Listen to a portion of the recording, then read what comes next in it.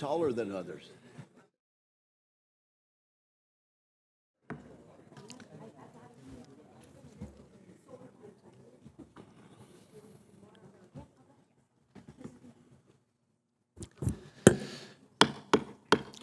Let me call the hearing to order. Good morning. The committee meets today to consider the nomination of General Charles C.Q. Brown to be Chairman of the Joint Chiefs of Staff. General, congratulations on your nomination, and thank you for stepping forward to lead at this critical time. I would like to welcome your wife, Shireen, who is with us today, and thank your sons, Sean and Ross, who I'm sure are watching proudly. We thank your family for their continued support of your service over many years. I'd also like to thank the current chairman, General Mark Milley, who will retire later this year. General Milley has served this nation honorably for more than 4 decades and has led the Joint Chiefs with skill and vision. We are grateful for his service and we congratulate him on his retirement. General Brown, you are well qualified to serve as Chairman of the Joint Chiefs of Staff. As the current Chief of Staff of the Air Force, you have led the service as it adapts to a rapidly changing global security environment. You bring a record of successful leadership around the globe and command experience at all levels of our military. This expertise will serve you well. If confirmed, you will serve as the principal military advisor to the President, the National Security Council, the Secretary of Defense, and Congress. You will be expected to be an effective strategist, advisor, and manager, and your counsel will be relied upon as we confront the multitude of national security issues before us. Indeed, we face significant challenges. First and foremost, as the National Defense Strategy makes clear, China is our primary competitor.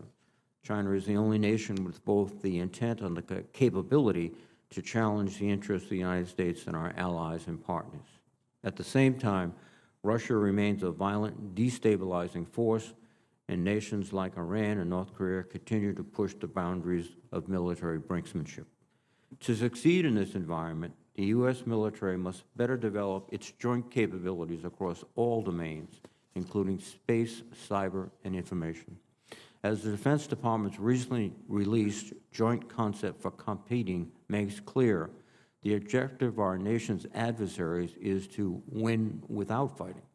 The document warns that if we do not adapt our approach to competition more effectively, the United States risks ceding strategic influence, advantage, and leverage while preparing for a war that never comes. General Brown, I am interested to know how you would promote the development of joint capabilities to ensure our military remains the world's premier fighting force. While it is the purview of the military services to equip our soldiers, sailors, airmen, Marines, and Guardians, if confirmed as chairman, you will be responsible for identifying new joint capabilities and performing net assessments to ensure the services are procuring the right capabilities needed for the joint force. The chairman must review capabilities holistically across this total force, which can conflict with the priorities of individual services. The committee would be interested to learn how you plan to manage this dynamic if confirmed. In addition, the National Defense Strategy, the National Military Strategy, and the annual Chairman's Risk Assessment are vital documents this committee relies upon to perform its oversight functions. General Brown, I would like your assessment of the implementation of the National Defense Strategy and the National Military Strategy, and whether you would recommend any changes or updates to those strategic documents. Further, it is imperative that these documents be submitted to Congress on time. I would look forward to working with you to ensure these statutory deadlines are upheld. The joint force is fundamentally about people. As the nation's senior-most military officer, it will be your responsibility to understand the needs of America's service members and to be their greatest advocate. Our military is facing its most difficult recruiting environment in decades. Fewer and fewer young Americans are eligible for or interested in service, and issues such as discrimination and harassment too often push current members out. While recruiting is one of the primary duties of the military services, if confirmed as the chairman, you would be responsible for advising the Secretary on comprehensive joint readiness, which includes assessing the effect of manpower shortfalls across the total force. Therefore, I would like to know your thoughts on the current recruiting crisis and the impact it may have on the readiness of the joint force. Finally, if confirmed, you will be the most visible military officer in the nation. It will be critical for you to represent the force with total professionalism and trustworthiness. Frankly, I am concerned about the health of our nation's civil and political military relationships. More and more, the military is being dragged into political fights, and public trust in the military is eroding because of it. Civilian control of the military is a sacred duty that must be carried out responsibly, not be exploited. General, I'd like to know how you will work to help improve civil-military relations and demonstrate this ethos yourself. General Brown, if confirmed, you will lead the joint force at a momentous time. I am grateful for your willingness to step forward to meet this challenge. Thank you, and I look forward to your testimony. Now let me recognize Ranking Member Senator Wicker. Thank you, Mr. Chairman, for that fine statement. And General Brown, welcome to this committee. I welcome your nomination to serve as Chairman of the Joint Chiefs of Staff. It's great to see that you are accompanied by your wife, Shireen, and the Chair has also acknowledged your sons, Sean and Ross, who are supporting their daddy throughout the confirmation process. As you testify before us and prepare to assume the senior-most position in the U.S. military, you are continuing with a profound concept that dates back to the founding of our republic. Dates back to before our Constitution, to the days of George Washington, where we established and we maintain the proposition that the military in our country is answerable to the civilian elected leadership of our country. You've been nominated by our Commander-in-Chief for the senior-most position, and I believe you're exceptionally qualified for this position. And we certainly need, Mr. Chairman, we need an exceptionally qualified officer during this perilous national moment. Mr. Chairman and members of the committee, multiple senior national defense leaders have told this committee we are in the most dangerous global security environment since World War II, and I agree. During that pivotal time, 70 years ago, our country faced two great military powers across different oceans with the capability and intent to threaten American domestic security directly. We see a similar dual threat today, which the Chair has already alluded to. The Chinese Communist Party is conducting the largest and most rapid military buildup in modern history, surpassing our own military in many places. It is a military built for a single purpose: to undermine Indo-Pacific and American security and prosperity by expanding the Chinese Communist Party's totalitarian influence to the entire globe. In Europe, the Kremlin's brutal war in Ukraine is the most dangerous crisis we have faced in half a century, and their self-defeating war of aggression has brought China, North Korea, and Iran all closer together. This dangerous moment demands an exceptionally competent set of uniformed leaders. Regrettably, many Americans have lost confidence in our senior military leadership, which for the past 20 years had been very high. While we all may debate the reasons, I believe that the lack of accountability for failures among military leadership, being thrust into the spotlight of politically divisive issues like critical race theory and abortion, have significantly contributed to this decline in trust. General Brown speaks often of accelerating innovation in the Air Force. He recognizes the difficulties of doing so amid an entrenched bureaucracy. And he's open about how he has learned in his job and improved his approach. That candor and self-accountability should serve him well in this new role, including as an example to other officers. I'm hopeful that General Brown's detailed focus on innovation and culture change will bring new thinking and action to the massive problems of our joint force that our joint force faces. I hope General Brown will continue to focus on restoring a culture built on meritocracy in the U.S. military that continuously fosters new approaches to readiness and warfighting. Make no mistake, the next few years will be critical for our national security. As General Brown has stated, we cannot wait for a crisis to drive change for our joint force.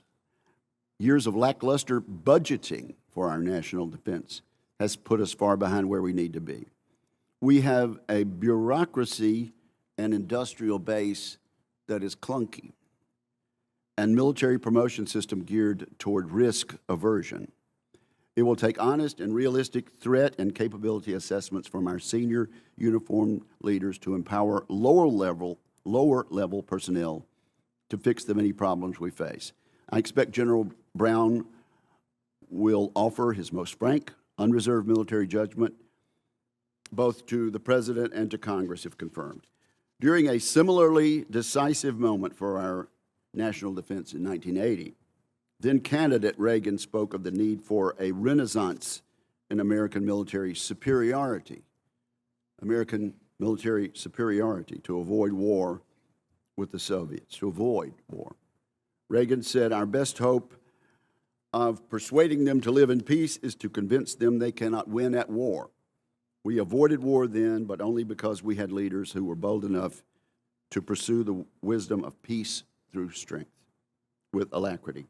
That timeless advice still applies today, and I'm hopeful our nominee agrees. Thank you, General Brown, for being here, and thank you, Mr. Chairman.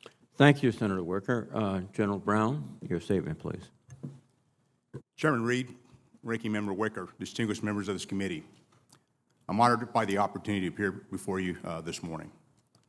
I want to thank the President and the Secretary of Defense for their trust and confidence in nominating me to be the Chairman of the Joint Chiefs of Staff. I also thank General Mark Milley and Holly Ann as they conclude their decades of remarkable and honorable service to our nation. We wish them the very best. I'd like to take a few moments to acknowledge my family. Joining me today is my wife of 34 years, Shireen. She's been committed to our family and to my journey, and has also tirelessly advocated for the families of our airmen. I'm also extremely proud of our two sons, Sean and Ross. They're outstanding young men, excellent in their own right. I would not be here today if not for your sacrifice, love, and support. I'd like to thank my #1 fan and my most vocal supporter who played a lead role in my development into the man I am today, my mother, Kay. I also want to thank the most influential leader in my career, the officer who commissioned me, my father, Charles, a Vietnam veteran who retired from the United States Army as a colonel after 30 years of service. I'm also grateful to my sister, Stephanie, for her support as well as the influence of my younger brother, Kevin, had on me and our family before his passing.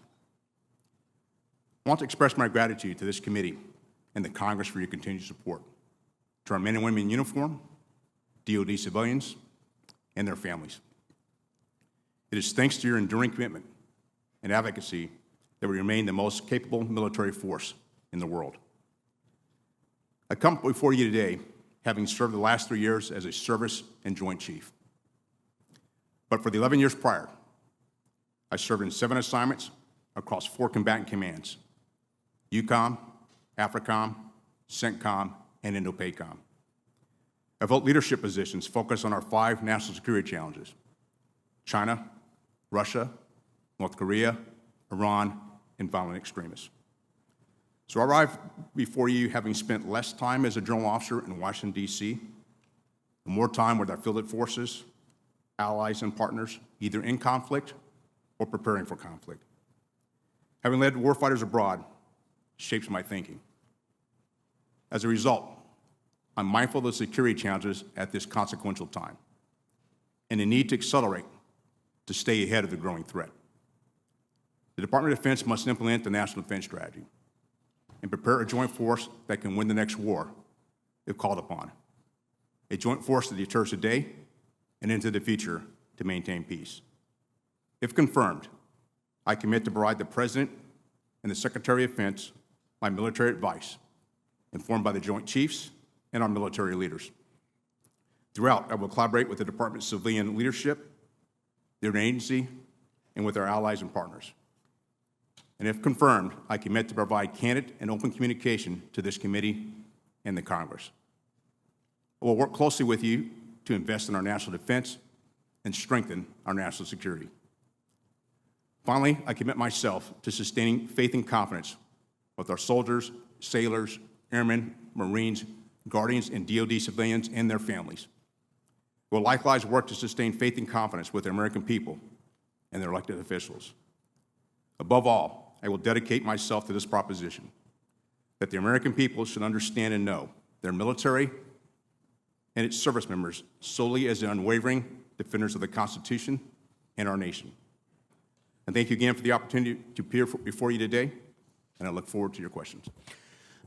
Thank you very much, General. There are a series of questions that are addressed to nominees. You can respond. Have you adhered to the applicable laws and regulations governing conflicts of interest? I have. Have you assumed any duties or taken any actions that would appear to presume the outcome of the confirmation process? I have not. Exercising our legislative and oversight responsibilities makes it important that this committee, its subcommittees, and other appropriate committees of Congress receive testimony, briefings, reports, records, and other information from the executive branch on a timely basis. Do you agree, if confirmed, to appear and testify before this committee when requested? I do. Do you agree, when asked before this committee, to give your personal views, even if your views differ from the administration? I do. Do you agree to provide records, documents, and electronic communications in a timely manner when requested by this committee, its subcommittees, or other appropriate committees of Congress, and to consult with the requester regarding the basis for any good faith delay or denial in providing such records? I do. Will you ensure that your staff complies with deadlines established by this committee for the production of reports, records, and other information, including timely responding to hearing questions for the record? I will. Will you cooperate in providing witnesses and briefers in response to congressional requests? I will. Will those witnesses and briefings be protected from reprisal for their testimony or briefings? They will. Thank you very much, sir. As I indicated in my opening statement, we're facing a challenging environment, and one of the aspects is the challenge of recruiting, with fewer and fewer Americans eligible because of many factors, including health and other aspects, but also a sense of lack of participation in the military. Recruiting is the primary duty of the services, the chiefs of staff of each of the services.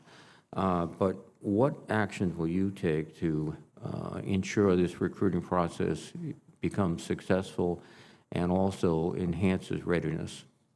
Well, Senator, I appreciate the question. And, as a service chief, I've had an opportunity to really think deeply about this, and I've had a number of opportunities to engage with my fellow service chiefs on how best we move forward. As the chairman, if confirmed, one of the key areas I do think about is the ensuring that young people and their influencers understand the opportunity to serve and the great opportunities provided by serving in the military. And I think, just based on my own experience being a role model, to show the young people and their influencers that there are many great career opportunities within the military, and there's many that have served in the military and have gone on to be successful, whether they stay for a full career or stay for one tour. I really believe that young people only aspire to be what they see or know about, and it's hard for them to be part of an organization or aspire to go down a career path they don't fully understand or appreciate it. And so we have a responsibility to reconnect with the nation, to talk about the opportunities, and for all of us that are interested in national defense and national security, how we share the stories of what inspired us to join. I joined because of my father and his recommendations, and because of opportunities I had in ROTC. I was going to be an engineer, decided to become a pilot because I had a chance to be exposed to be able to fly at ROTC summer camp. So there's a number of things I think we can do, and those are the things I will do if confirmed as chairman. Thank you, General. Another topic that I mentioned is the development of joint capabilities. The services are principally responsible for developing equipment and operational techniques, but you will be the point of ultimate decision on many of these proposals. And historically, service parochialism has interfered with true jointness. If confirmed, what actions will you take to inhibit parochialism, encourage interoperability, and to get us the best equipment and the best trained people in the field? Well, Senator, I appreciate the question again. And one of the things that was started by a couple of the vice chairmen before was to rework the Joint Requirements Oversight Council, instead of being just an oversight council, a bit more directive to ensure we have the joint capabilities. I think I want to continue to build upon that, but we also need to do it based on analysis to show the value of each part of the joint force and what they provide. And then there will have to be some give and take and some hard decisions and hard calls that need to be made. But I think that's a responsibility, not just for me, but also with the service chiefs that also serve as joint chiefs, that we have to take off our service identities and think about what's best for the joint force. Thank you. We're engaged in supporting the Ukrainian people in a critical battle because my view is if they lose, we lose also. Are there any immediate lessons operationally or strategically that you've taken away from the conflict in Ukraine? Well, Senator, I think strategically the thing I do think about is how the value of information early, before the campaign started, before the conflict started, and how that was able to bring not only NATO closer together, but also to bring together allies and partners around the world.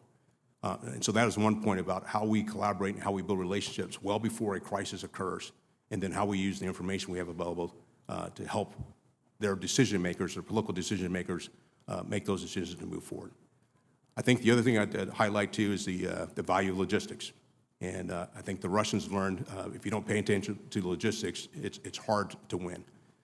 And hard to have move forward. I think we also learned that the timeline for military operations, particularly in a conflict, sometimes take longer than we might expect, and that's also a challenge. I think the other piece that I would highlight is just the will to fight.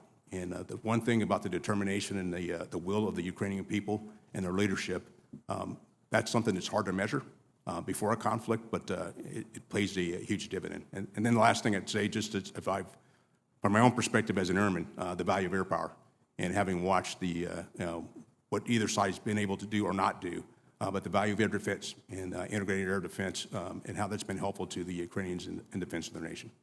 Thank you very much, General. Senator Wicker, please.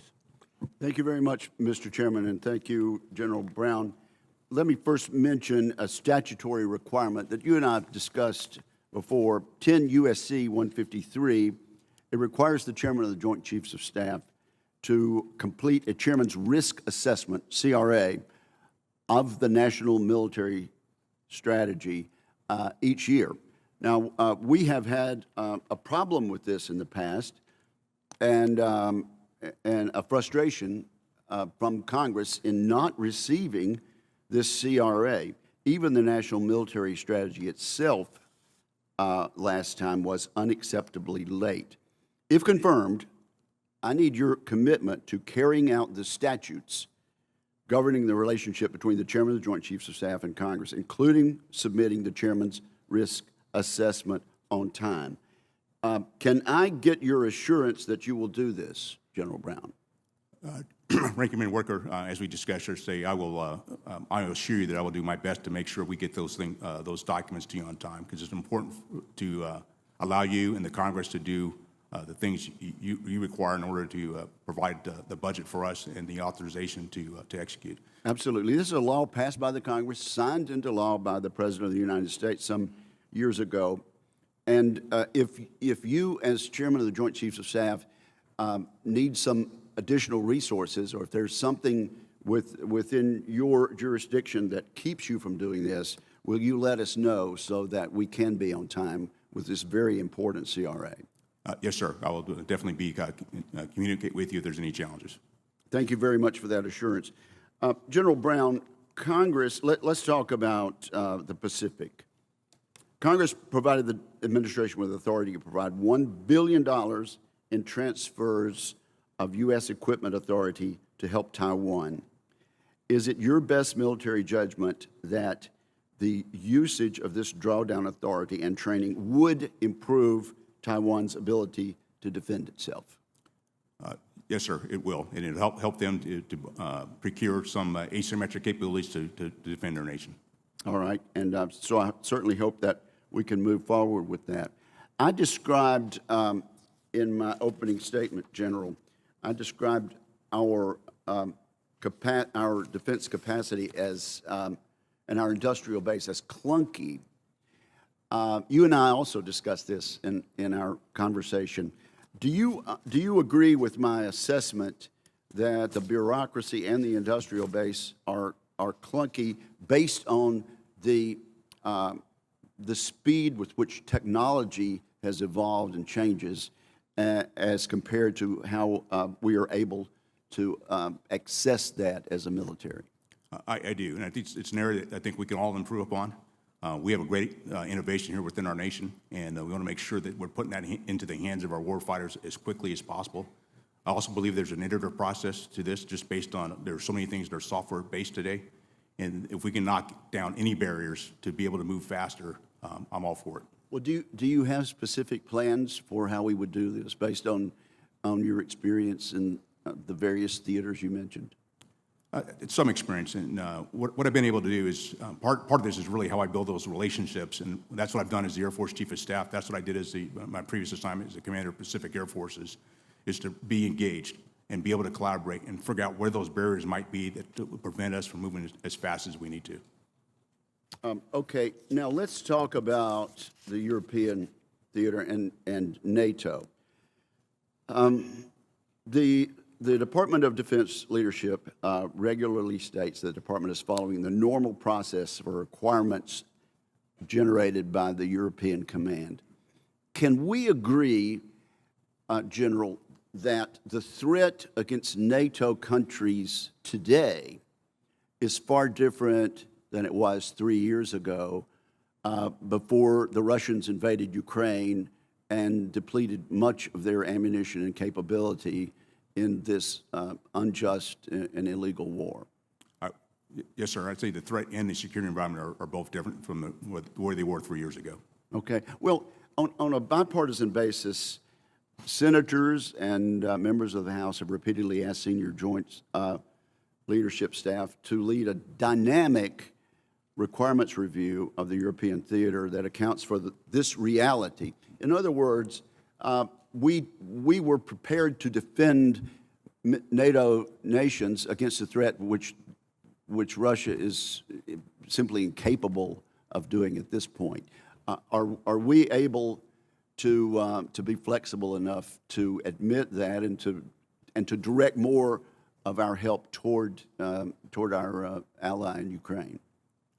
Senator, Ranking Member, if confirmed, one of the things I want to be able to do is actually assess where we are. I'm an engineer by background, so doing assessments and doing analysis is how I think about things, and that's something we do need to do, not just for Europe, but I would say for all of our major security challenges, to continue to reassess. Thank you, sir. Thank you, Mr. Chairman. Thank you, Senator Wicker. Senator Gillibrand, please. Thank you, Mr. Chairman. Congratulations, General Brown. Thank you to your family for being here to support you.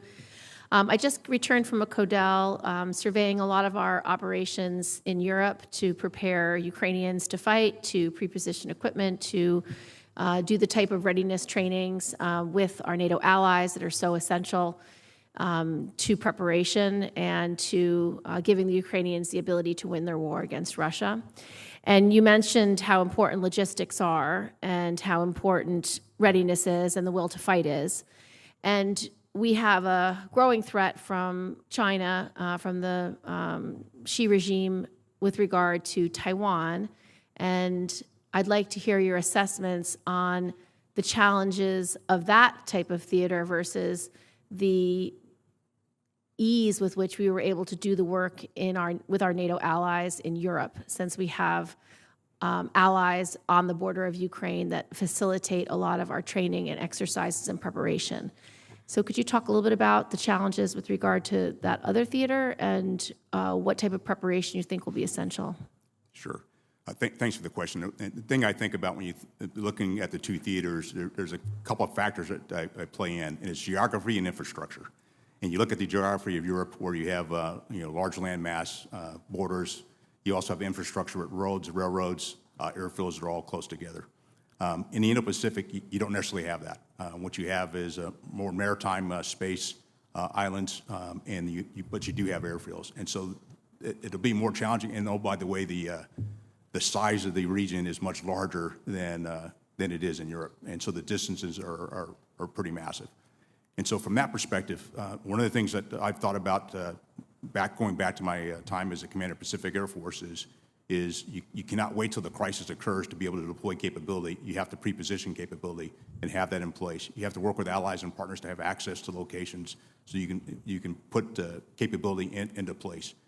And that's an area that we are focused on, not only as an Air Force, but I'd also say as a joint force. Matter of fact, right now we're in the process of a large exercise, mobility guarding, led by Air Mobility Command, to really test ourselves on how quickly we can move by air and other means to get capability into the theater as quickly as possible. And we'll take that and learn from that.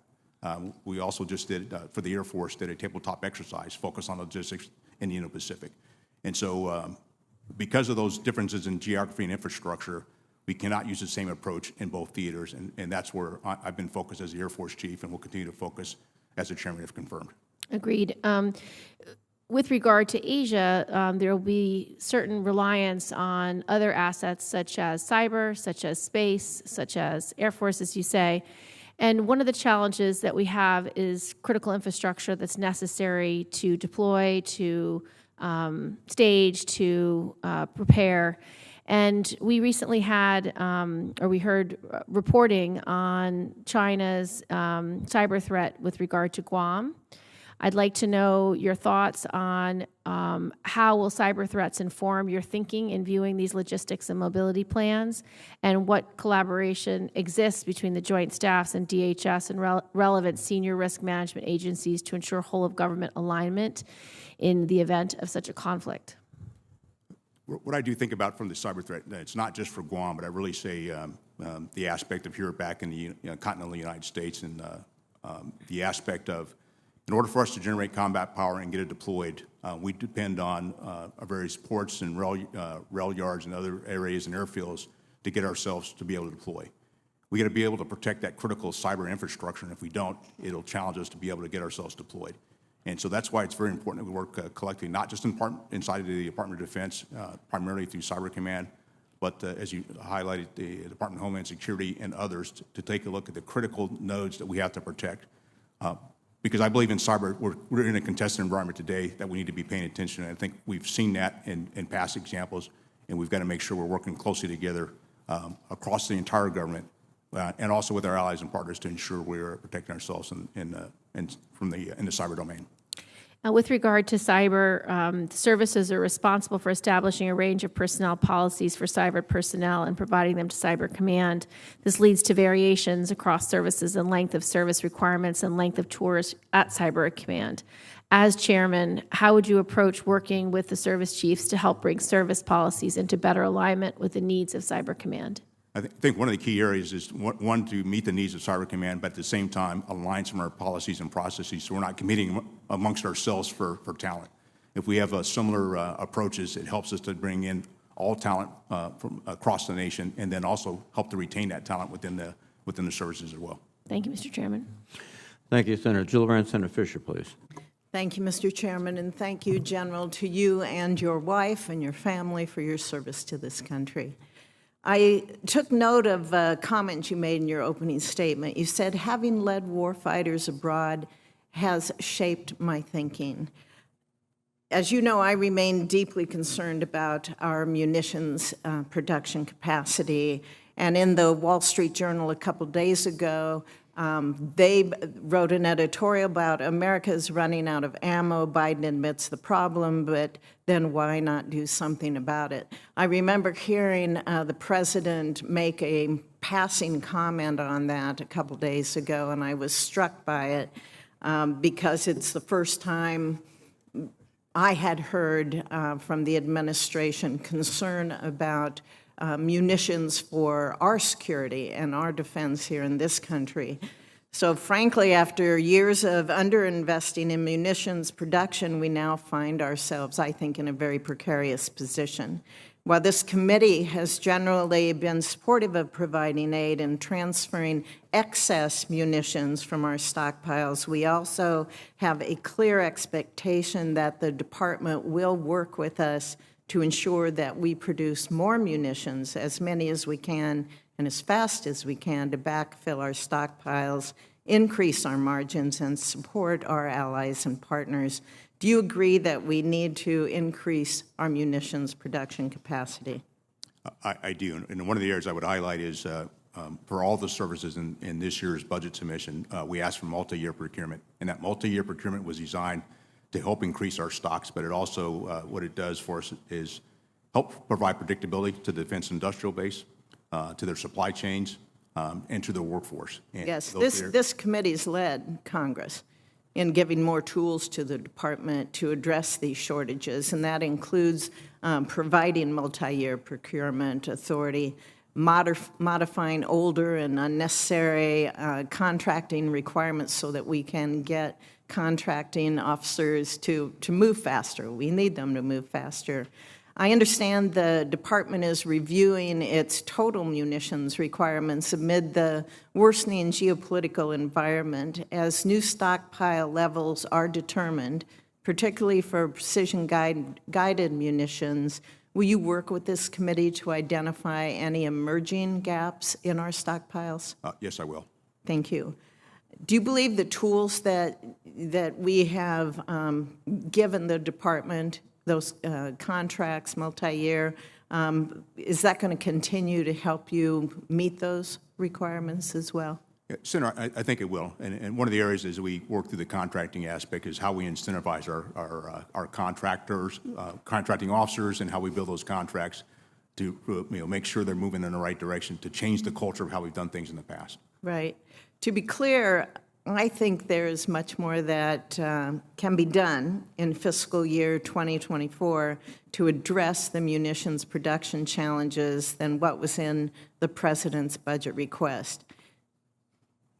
For example, for $67 million, the Army could expand the capacity of the GMLRS from 120 per year to 1,000 per year by 2025. This is a key long-range fire line that could be relevant in multiple theaters. And I'm frequently asked, what can we do to help Taiwan help themselves more?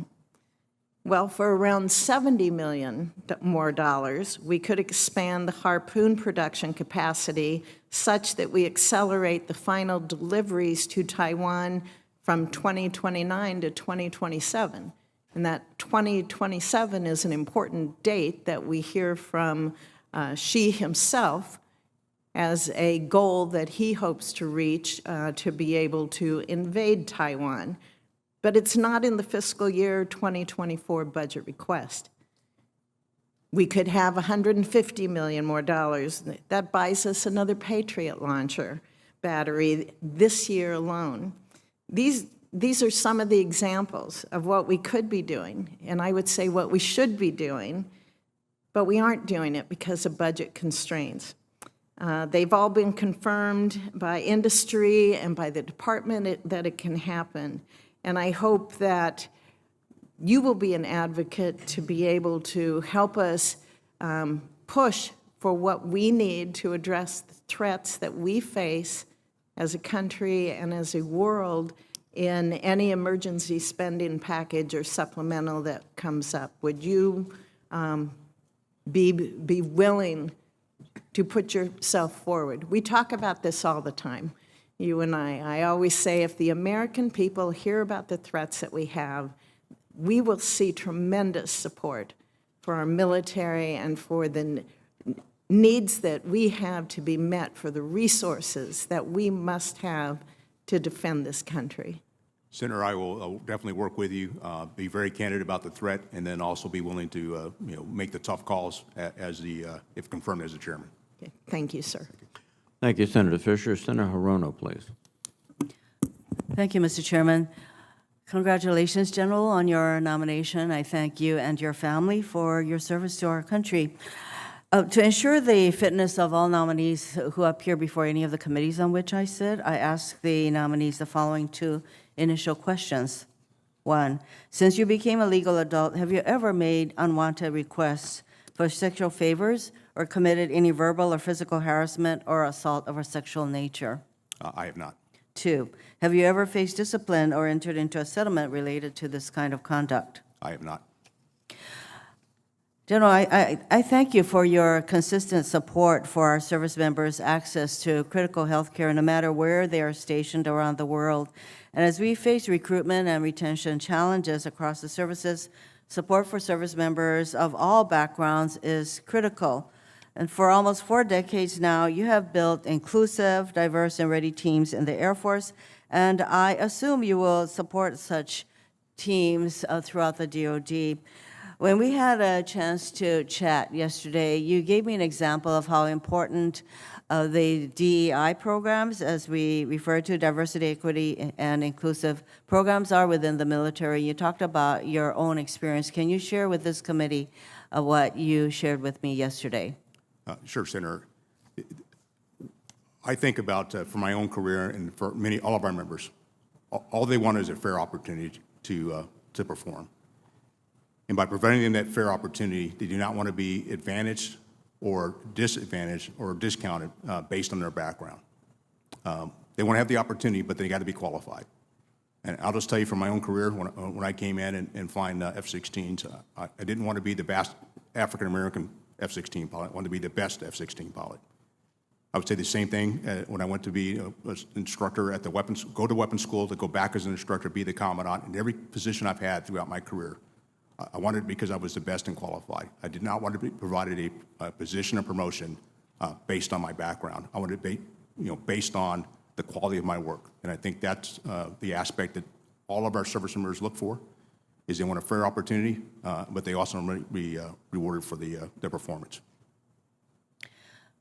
And when we had this discussion, fair opportunity means that they are able to have experiences that they may otherwise not have access to, and that is the importance, in my view, of the attention being paid to the importance of diversity in our services and the fairness that diversity provides. If confirmed, you will be the highest ranking officer in the U.S. military, which gives you a unique perspective on the burden of command.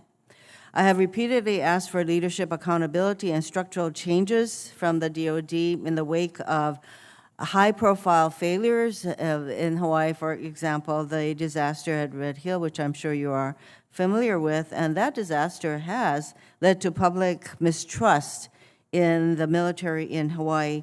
General Brown, how do you view the burden of command and the ultimate responsibility entrusted in military commanders? There are 2 factors I think about in the responsibility command or leadership at any level. You have the responsibility to get the mission done, but you're also accountable for the mission as well. And that accountability, if it doesn't go well, you should be held accountable.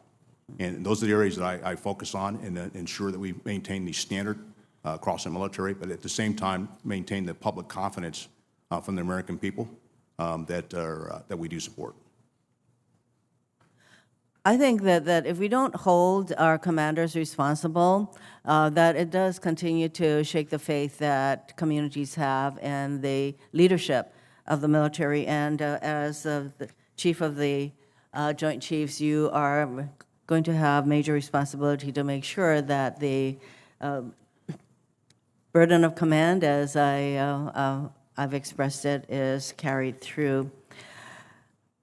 I just visited with the Deputy Secretary of the DoD, our shipyards, and I just want to make sure that you will continue to support the modernization of our shipyards, because even as we make decisions to build new ships, i.e. assets, that we have to make sure that we have the capability to repair and maintain the ships that we already have, and that means that the shipyard improvement commitment has to continue, and this is a multi-year commitment. I'd like to have your commitment that we will continue to fund this very critical part of our military readiness. Senator, you have my commitment. Thank you. Thank you, Mr. Chairman. Thank you, Senator Rono. Senator Rounds, please. Thank you, Mr. Chairman.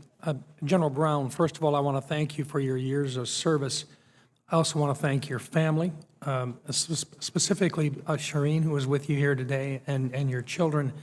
When we deploy someone, and you've been deployed multiple times, it's not just you that gets deployed, it's the entire family that feels that deployment. And I thank all of you for your service to our country.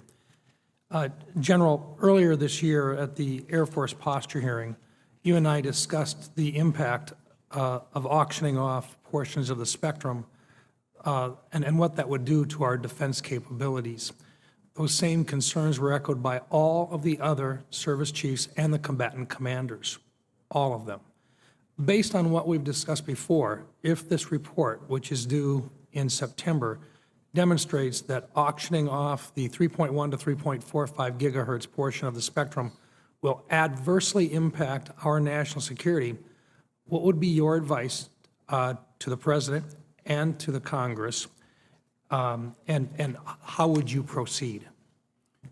Senator, I would echo exactly what you just highlighted, the impact to our national security, because that part of the spectrum is where we have many of our capabilities across the Joint Force.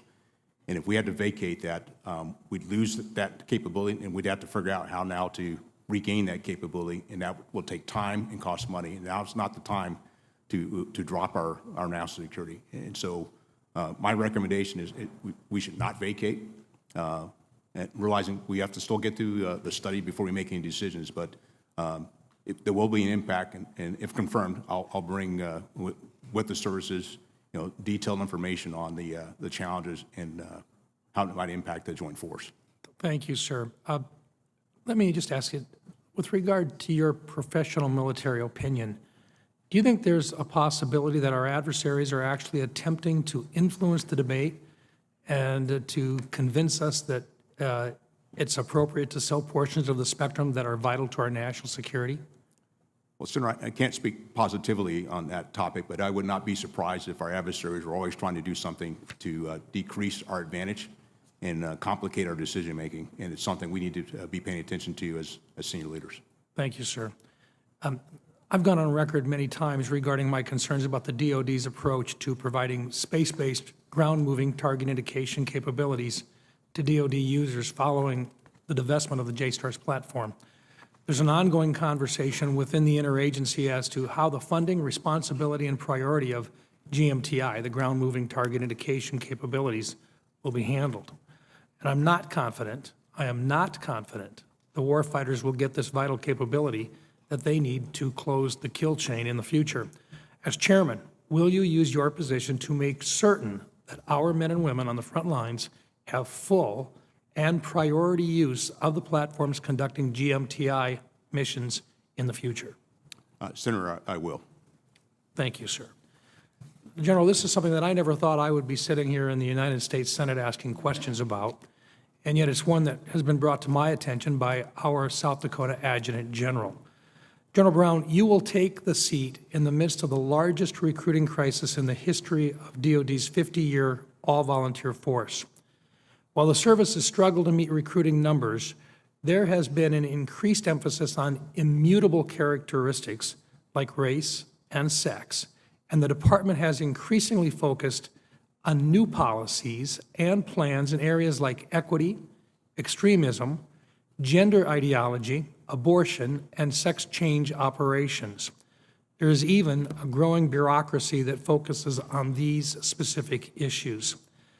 I'm aware of a situation, it was just brought to my attention, where a young woman in the South Dakota National Guard experienced a situation at basic training where she was sleeping in open bays and showering with biological males who had not had gender reassignment surgery, but were documented as females because they had begun the drug therapy process.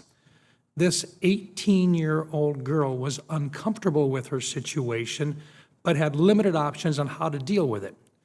If she raised her hand, she feared she'd be targeted for retaliation. She could have recycled, which would have delayed her freshman college start and would not have provided a guarantee of a different situation.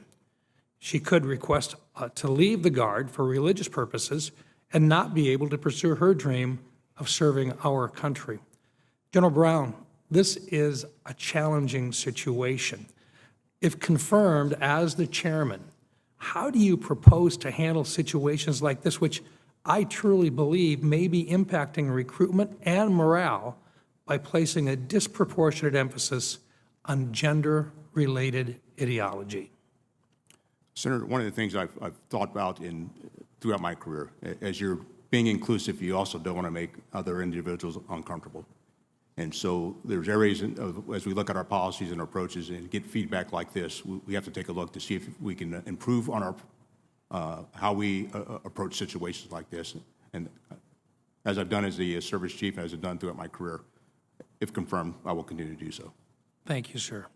Thank you, Mr. Chairman. Thank you, Senator Rounds. Senator Kane, please.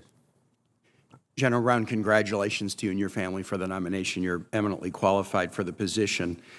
Just situational awareness. 2 events happened yesterday that really bear upon the nation's military mission. One very positive, one negative. The positive event yesterday was the announcement by the Biden administration working together with the NATO Secretary General and the governments of Sweden and Turkey that Turkey would support accession of Sweden to NATO. It was followed up immediately by an announcement from Hungary that they would also support accession of Sweden to NATO. Just in the last few years, people were questioning whether NATO had value, whether the U.S. should continue in NATO. We have demonstrated through American leadership the strength of alliances, that democracies in the world can link arms, and when we do, our alliances enable us to defend Ukraine and promote democracy throughout the world. And I think it's important to recognize that the U.S. and the cause of global democracy is stronger today because of this decision announced yesterday that Sweden would now be greenlit for NATO membership. The bad event that happened yesterday was the retirement of General David Berger. It was not bad that he retired. He had a distinguished career and served very ably, as we all know. But for the first time after that retirement, in 164 years, the United States Marine Corps does not have a commandant confirmed by the Senate of the United States. I'm the father of a United States Marine. I'm unaware of anything that the Marines have done that would warrant being punished in this way. I'm unaware of anything that the Marines have done that would warrant being disrespected in this way, having their leadership hobbled in this way. One of my colleagues is exercising a prerogative to place a hold on 250 generals and flag officers. I'm unaware of anything that they have done that would warrant them being disrespected or punished or delayed in their careers. Just because a prerogative can be exercised doesn't mean that it should be exercised. We marked up the National Defense Authorizing Act in this committee 2 weeks ago, and there were some things that I wanted in the act that I did not get in. I was disappointed. There were some things that got added to the act that I opposed. I was disappointed. But I'm not taking my disappointment out on people who have volunteered to wear the uniform of this country and even risk their lives in doing so. I would urge all of my colleagues to turn away from the path that we're on, where we are disrespecting and punishing people because we're unhappy with policies in the military that these individuals had nothing to do with. If I'm not able to convince my colleagues in a committee of a position, that's on me.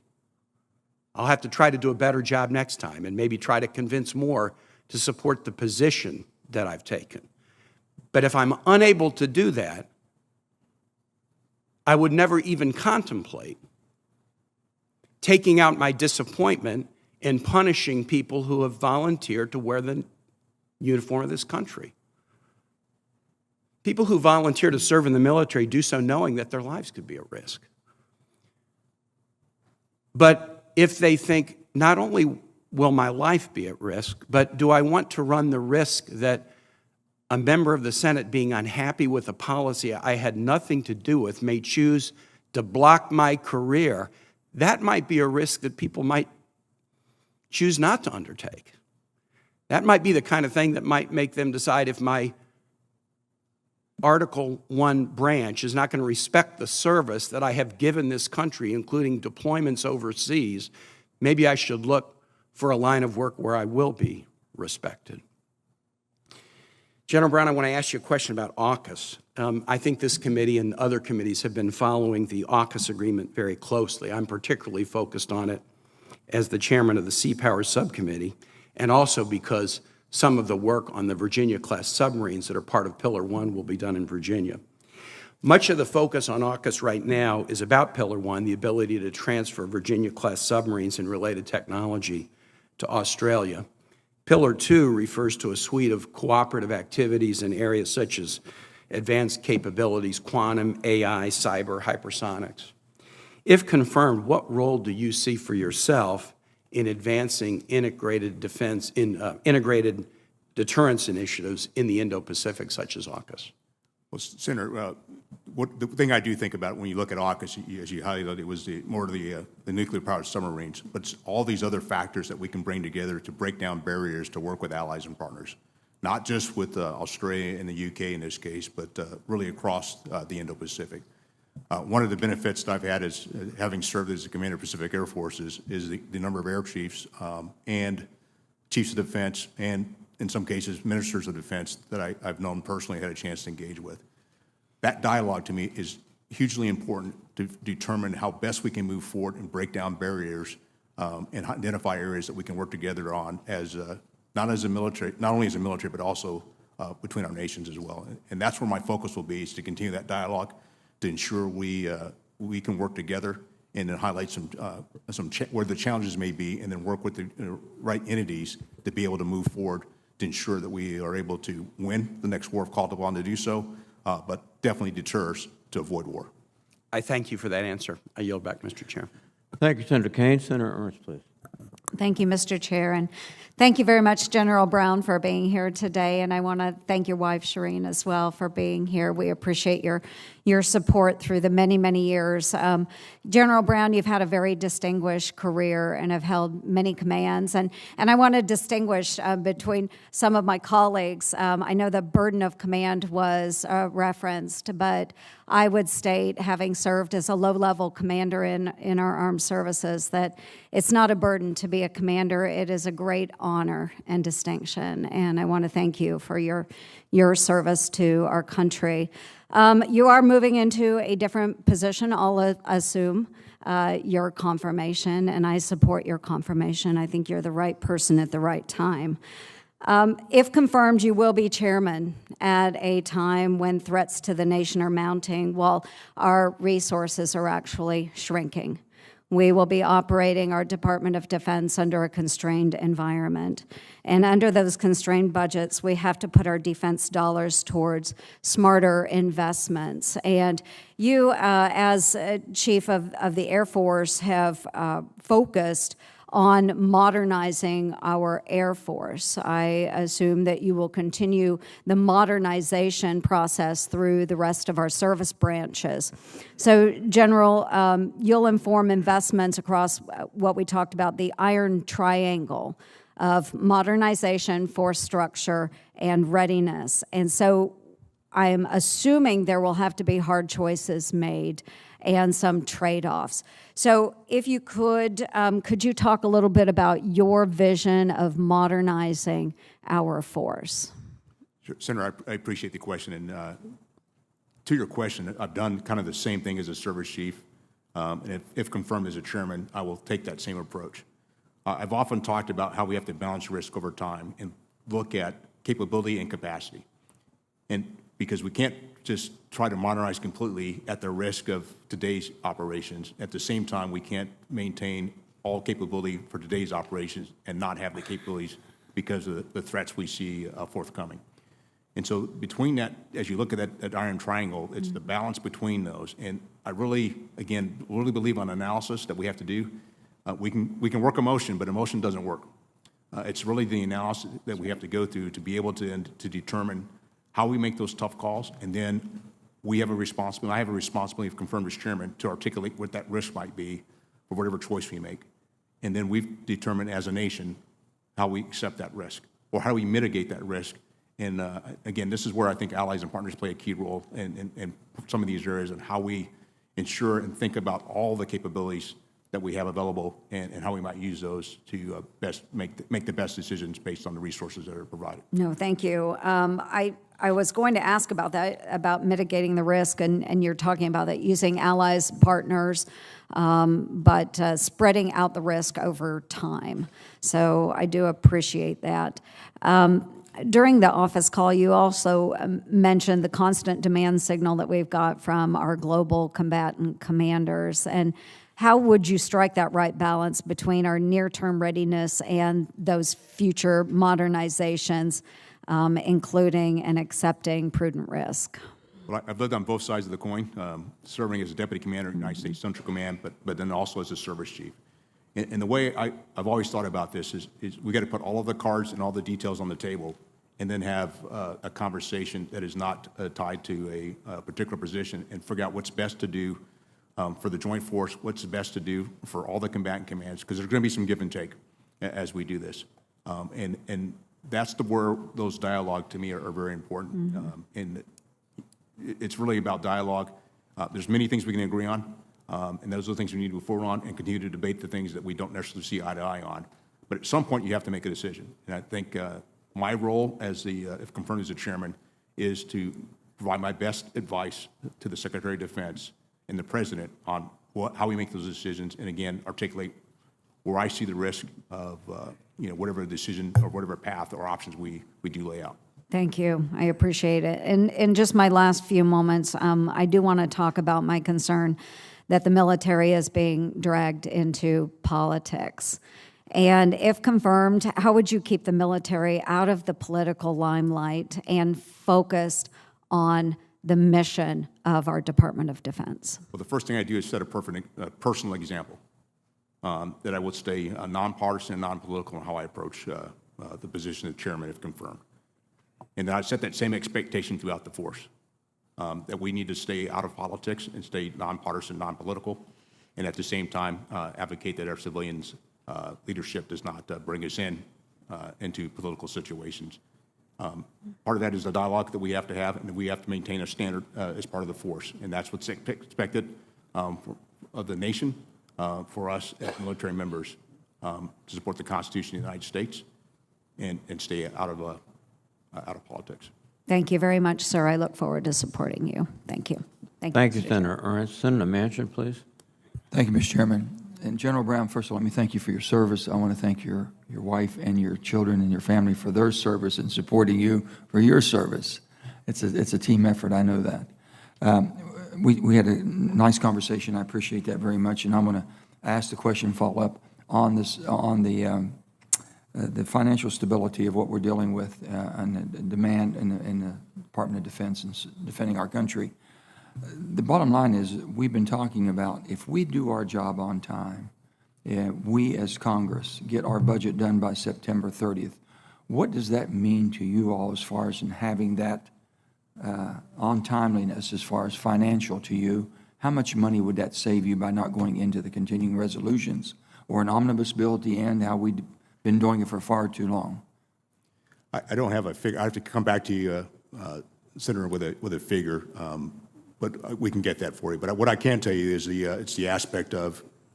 Well, let me just throw out one for you. Right. The American Institute, Enterprise Institute, threw out a rough estimate of $200 million per day under the latest continuing resolution that covered the start of fiscal 2023. That's a total of $18 billion, just that. I've been told by retired generals who weren't on the spot, that basically have said that they could save overall 5%, minimum of 5%. And 5% across the board of $880 billion, that's $44 billion. And we've been talking about more appropriated funds for our military with all the challenges we have. The money is right there, the spending power of us doing our job. And we're going to need someone like you who's going to take the financial concerns and basically let us know how we should be able to help by just doing our job too. We asked you to do yours. Senator, I'd agree. And the key area that I would highlight in challenges is we lose buying power, as you described. At the same time, we lose predictability, not only for the force, but also for our industrial base to be able to produce the capabilities that are required for our joint team. Here's one other fact, too. The Department of Defense Comptroller noted that from fiscal year 1991 to 2010, The average delay for defense appropriations was 29 days. The average delay for the appropriations for defense was 29 days. That's a tremendous amount of money over the period of time that we've talked about. I would hope that you would work with us in trying to make sure that we are keeping our feet to the fire to make sure you have the resources to do the job that we need you to do. That's my commitment to you. Sir, going to another topic, fiscal responsibility and pay. I've been extremely concerned the lack of progress in the business modernization, auditing, commercial cost comparison, independent evaluations of programs, how it's run. The Department of Defense is the only department in the federal government that we don't have an audit. Myself and Senator John, the late John McCain, our dear friend, worked with me on that. We tried our darndest, and we got a few of them done, but not many. So if you could commit to getting the department audited and making sure they do it in a timely fashion, it would be very helpful for us to do our job here to make sure that we're appropriating the funds that are needed. Senator, I commit to work with you on that. The other thing is the concerns have been validated year after year with the abolishment of the Chief Management Office. They abolished the Chief Management Officer position within the department in 2020, and most recently with the abolishment of the cost assessment and program evaluation. Not only do they don't want to audit, they don't want anyone being held accountable to oversee to make sure they would audit. So thankfully, I had an amendment in NDAA this year to reinstate the Chief Management Officer, the CMO, that was adopted into the Senate and to ensure the department has leadership position. So based on your 40 years of military service and your nomination to become the most senior member of our military in the service, do you believe that a confirmed and chartered Chief Management Officer is a position that the department and you, if confirmed, would benefit from and will basically support? Senator, I agree that having that position filled or someone filling that position to help us go through the audit process like you described to make sure we're doing our aspects of fiscal responsibility is important. The problem we had before, it never had support from the top. And you know yourself, if the leaders don't support it, it's not going to happen. And that's why they said, well, it was meaningless. It wasn't doing the job. They had no charter to do it. There was no direction for them to do it. But I guarantee you, it needs to be done, and no business with any type of value to it whatsoever would ever operate without an assessment value, an officer that can do the management, the whole process. So it's there, it's coming back for you, sir, so we hope you take advantage of it. Right. Thank you. Thank you. Thank you, Senator Manchin. Senator Kramer, please. Thank you, Mr. Chairman. Thank you, General Brown, your entire family. Thank you for your service. Congratulations on the nomination. Let me just follow up with Senator Manchin's point about the Chief Management Officer. I just had to turn around and ask myself, why did we get rid of it again? I remember when it happened. I remember the person in the position. We did it to, quote, cut bureaucracy, and what we did is cut our throats. And I'm with you, Joe. I hope we get it back. And then we have to, as members, insist, regardless of who's at the top, that we have some fiscal responsibility at the department. All right. Thank you for firing me up just before my questioning, Joe. It will not surprise you, General Brown, that over my nearly 5 years on this committee, I've asked almost every single combatant commander if they get enough ISR from the air, and it'll also not surprise you that every one of them says no. Now, that's a little bit like asking a billionaire if he has enough money, and the answer is always no. He can always use more. That said, you had a wonderful discussion in response to Chairman Reed's questions about interoperability, the changing role, as well as with Senator Ernst. But as Air Force Chief, you were making tough calls and asked for some cuts to airborne ISR, sometimes with the hope or the promise of replacing with space capabilities. But now in this new role that I like, Senator Ernst, I suspect you will soon be confirmed. How do you plan to bridge that gap? Again, it's a more specific question to the broader question that Joni asked, but as you view the needs of the combatant commanders as they state versus the needs that the services want to provide, specifically in this case the Air Force with eyes in the sky, how do you see that moving forward in your decision making? Well, Senator, this has been, as you highlight, this has been an ongoing debate between the services and the combatant commands at large. And having sat as a joint chief as the past 3 years, I've really started to think through how we approach this. And there's aspects of, when you look at not just the ISRs, what are you trying to get from the ISR? It's the information that's being provided from the ISR. And so there's one aspect of the platform, but how you're getting the information back to command headquarters so they can make decisions. And so with the stand-up of the Space Force and access to space-based ISR, it's the combination of the two. And it's going to drive us to have to change some processes about how we provide information and how then we work with the commands. And this is a conversation that we've been having. I've had this conversation with General Saltzman, the Chief of Space Operations, of how we lay out a different approach in some areas to be able to get to all of the information that's available and not just what's reliable on an airplane, airborne ISR that may not be there 24/7, 365. And that's where the focus has to be of how do we maybe in some cases do things a bit differently and provide not only the capability we have today, but even greater capability in the future. Appreciate that. I want to piggyback a little bit on Senator Round's questioning. He's become very consistent, as I have, on what matters the most. And I have great respect for his questions about relieving the spectrum, particularly prior to the study that you've talked about. So without prejudging that study, and maybe even piggybacking a little bit on some of the things you said earlier about specifically our defense industry base, but I'm going to talk more about the private sector in general. What I think we don't talk about enough on the committee is the role that our technology companies, our telecommunications industry, particularly in 5G, all important back to some of the other discussions we're having. And you've been noted to be an innovator, and you have been, and appreciate that. What role has the private sector played in the advancement of the technological tools that are at your disposal, both in the Air Force and now perhaps, hopefully, as the Joint Force? Well, they played a pretty big role, and I'll just tell you from my own personal experience, the opportunity to go out to Silicon Valley a couple of times and talk to those that have an interest in national security. That's a conversation that we need to continue to have, and so that we understand the aspect of all the capabilities we have within our nation and how they all, in some form or fashion, contribute to our national security. Even when we have these discussions about spectrum, there's an economic aspect that supports our economic security, but there's a national security, and we got to have those conversations in the same room because it has an impact in some form or fashion, and that's why it's important that we build those relationships and we have those that dialogue to ensure we're doing what's right for the nation as we make decisions. Appreciate that attitude. Thank you very much. Thank you, Mr. Chairman. Thank you, Senator Kramer. Senator Kelly, please.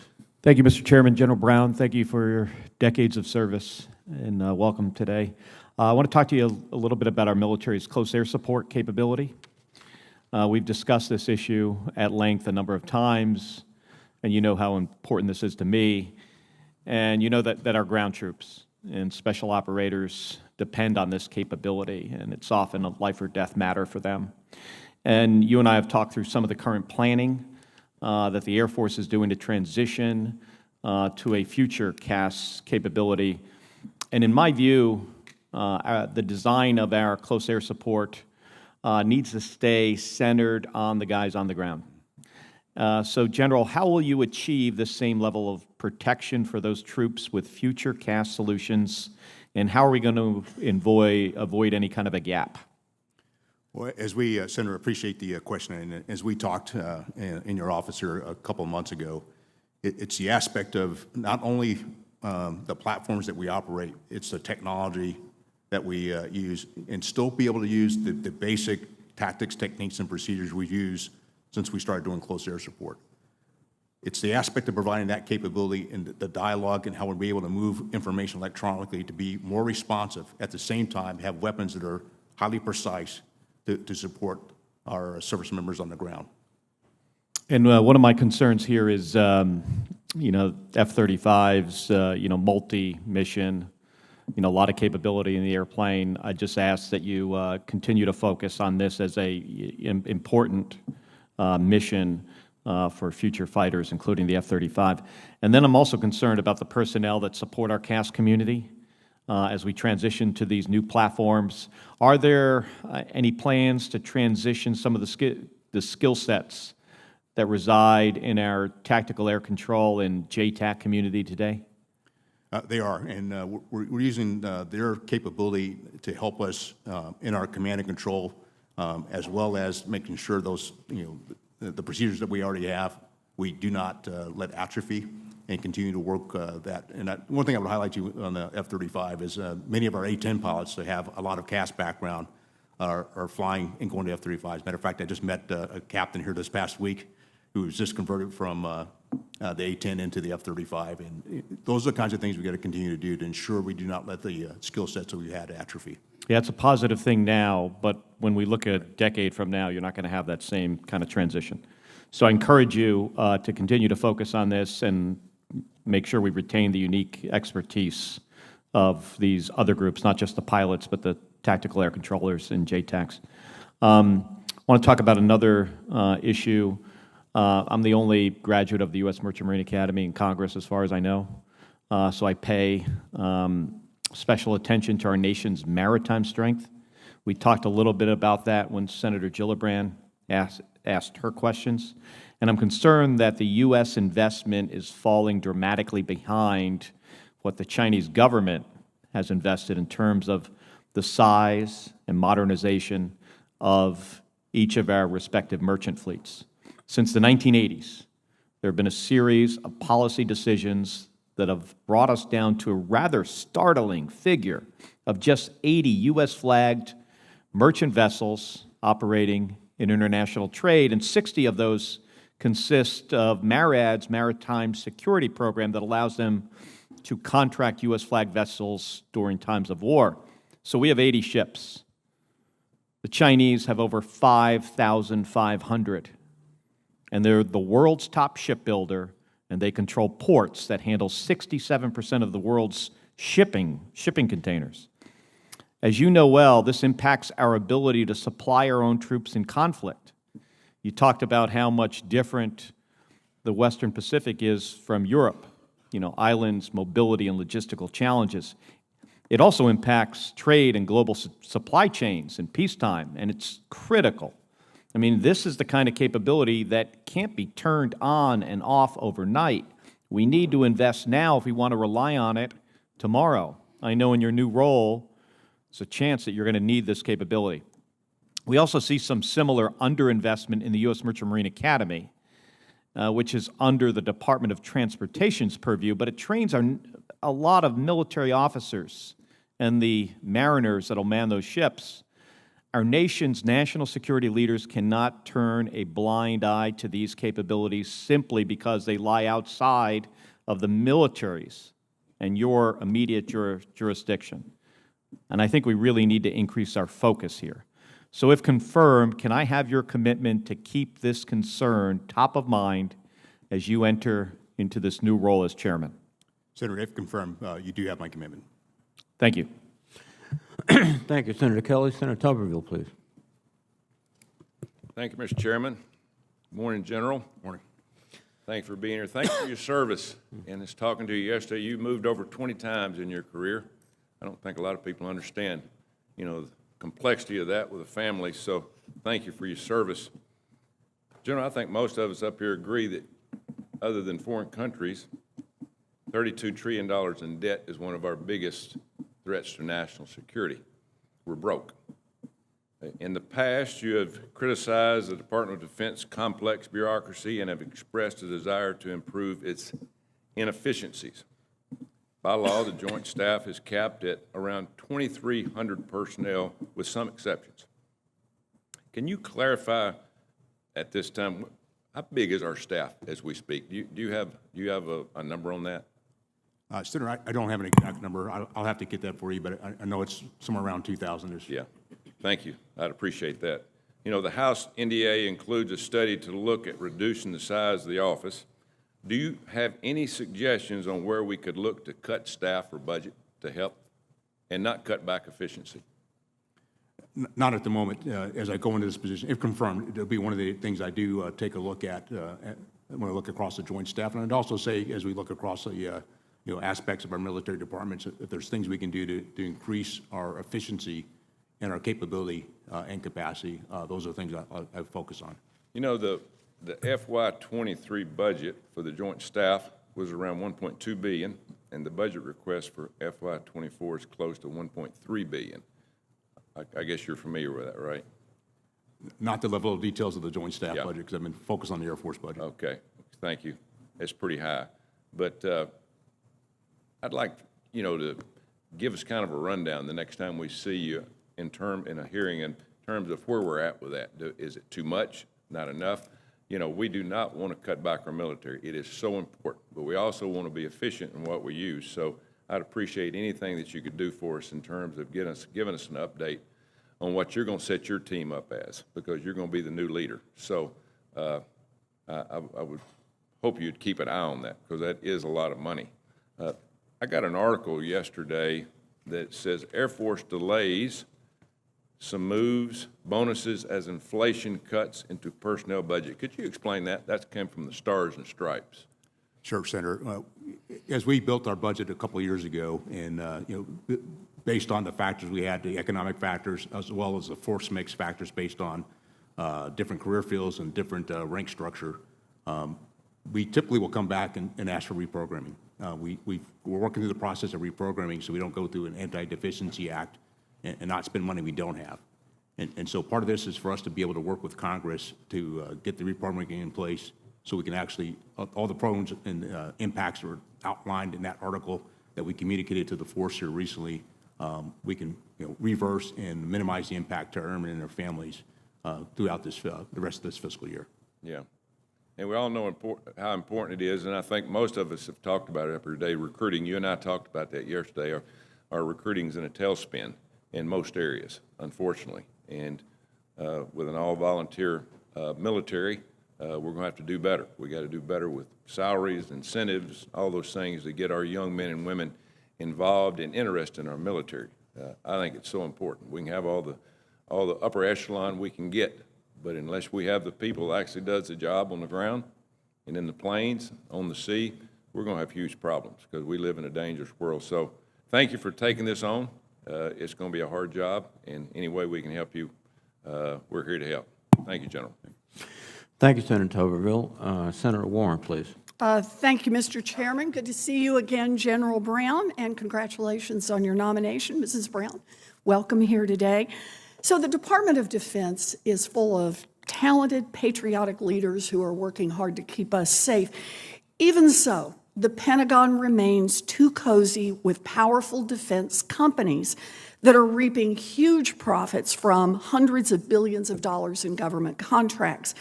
When our top leaders leave government service and head straight to big paydays on the boards of the Department of Defense's largest contractors or as defense industry lobbyists, it sends the message that the Pentagon is for sale. Now, during his confirmation hearing before this committee, Secretary Austin publicly committed not to go to work as a lobbyist for defense contractors after he leaves his current job. And I appreciate the commitment, and I believe that the American people do as well.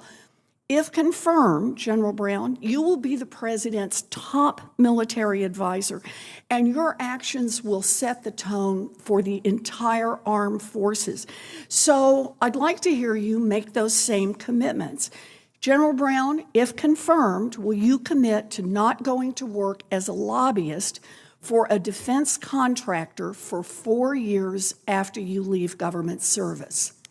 Senator, I'm sensitive to the perceptions of conflict of interest that we discussed in your office, and I don't intend to pursue opportunities in the defense sector or a lobbyist upon retirement from military service.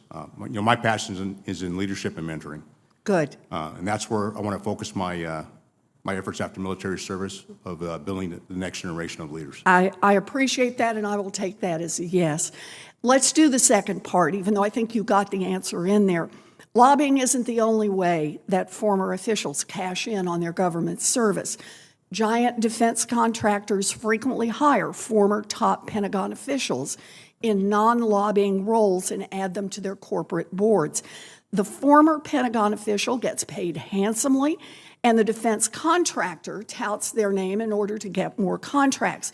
General Dunford, the former chairman of the Joint Chiefs, joined the board of Lockheed Martin, DoD's top contractor, less than 5 months after leaving government service.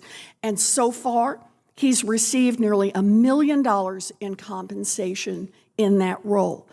By contrast, Secretary Austin pledged not to join the board of one of these companies when he left government. So, General Brown, if confirmed, do you commit to not receive compensation from a defense contractor for 4 years, including compensation for being a board member? I did the same answer I just highlighted. Okay, I'll take that as a yes then. You know, it's really important. I'm going to take you at your word on this, and the American people and I will hold you to it. This is a matter of personal integrity, something that I know is very important to you. I want to close and use our remaining time by asking about the impact of the holds on the promotions and assignments of senior military officers that the senator from Alabama has imposed. The families of these service members are held at a standstill. They're unsure about where to enroll their kids in school or whether they need to arrange a move across country or even somewhere else around the world. General Brown, can you just spend a minute here and talk to us about the impact that these holds are having on our military families? There's several factors that I think about as we're going through this and how we are working to mitigate the challenges associated with the holes. There's aspects of readiness and the transition in leadership, and for our young service members to know who is in the position of leadership that's qualified, has the experience to be there, and not, in some cases, put in we have strong deputies, but at the same time, they don't have the same level of experience going forward. In addition to the senior officers, there's a whole chain of events that go down to our more junior officers, and that has an impact. It has an impact on their progression in their career field potentially, because if one doesn't get promoted or move on, then they're blocking a spot for someone else. At the same time, we have several members who have served honorably and are ready to retire, but they're going to, in some cases, stay with us to help us mitigate through that challenge. The area that hits us, I think, that we do need to think about is how it impacts our families, because it has an impact not just for the senior officer, but all their staff and all those below them. It has an impact, and as you highlighted, it's whether it's school, whether it's employment, or the fact that they've already sold their home because they thought they were going to move and now are living in temporary quarters. That creates a challenge. The last thing I'd highlight on that is my concern there is future retention, because we have our more junior officers who now look up and say, if that's the challenge that I'm going to have to deal with in the future, I may not want to. I'm going to balance between my family and serving in a senior position, and we will lose talent because of those challenges. And the spouse network is alive and well, and the spouses will compare notes. And the member may want to serve, but the spouses and the families get a huge vote. And why we continue to be able to serve. And I thank my family for that opportunity to allow me to continue to serve. I see Mrs. Brown nodding her head on this as well. If the senator from Alabama continues his reckless action, he will soon be holding 650 leaders who have served their country honorable hostage. And as you rightly point out, that has effects on many more of the best and brightest who have volunteered to serve our nation. I heard the senator say as he concluded his questions that if there was anything he could do to help you in your actions and help the service, that he would be glad to do it. What he could do to help is lift this stay before it does more damage to our country. Thank you, Mr. Chairman. Thank you, Senator Warren. Senator Budd, please. Thank you, Chairman. Good morning, General Brown, and congrats on your nomination. I enjoyed our meeting last month, just a few weeks ago in my office. In that discussion, we talked about the importance of securing the right capabilities to deter our nation's adversaries. And last week, my office received a long-awaited report on divestment of F-15 aircraft, including at Seymour Johnson Air Force Base in my home state of North Carolina.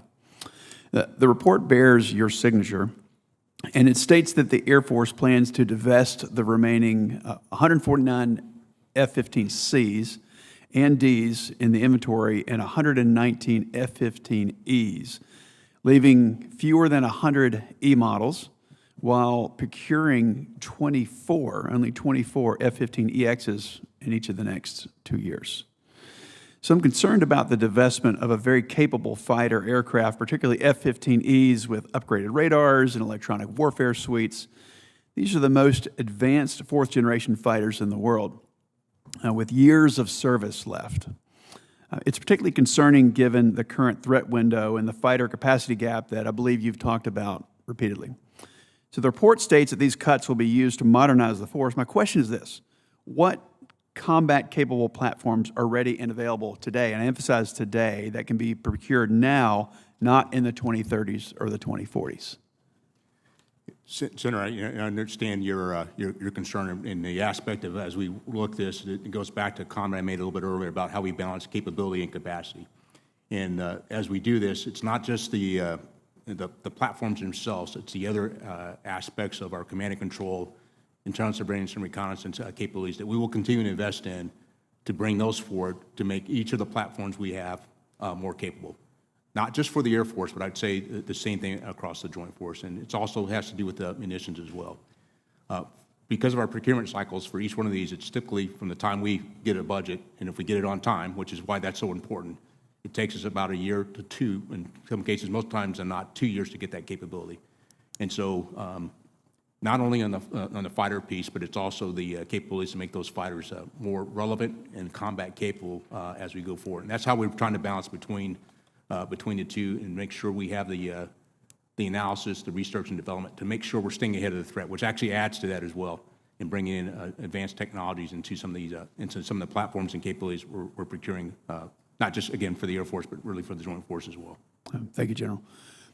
In your advanced policy questions regarding the role of Special Operations Forces in implementing the National Defense Strategy, you state, and I quote, "SOF remains ideally suited to identify a competitor's coercive capabilities in the gray zone and counter them with deliberate, credible actions while managing escalation."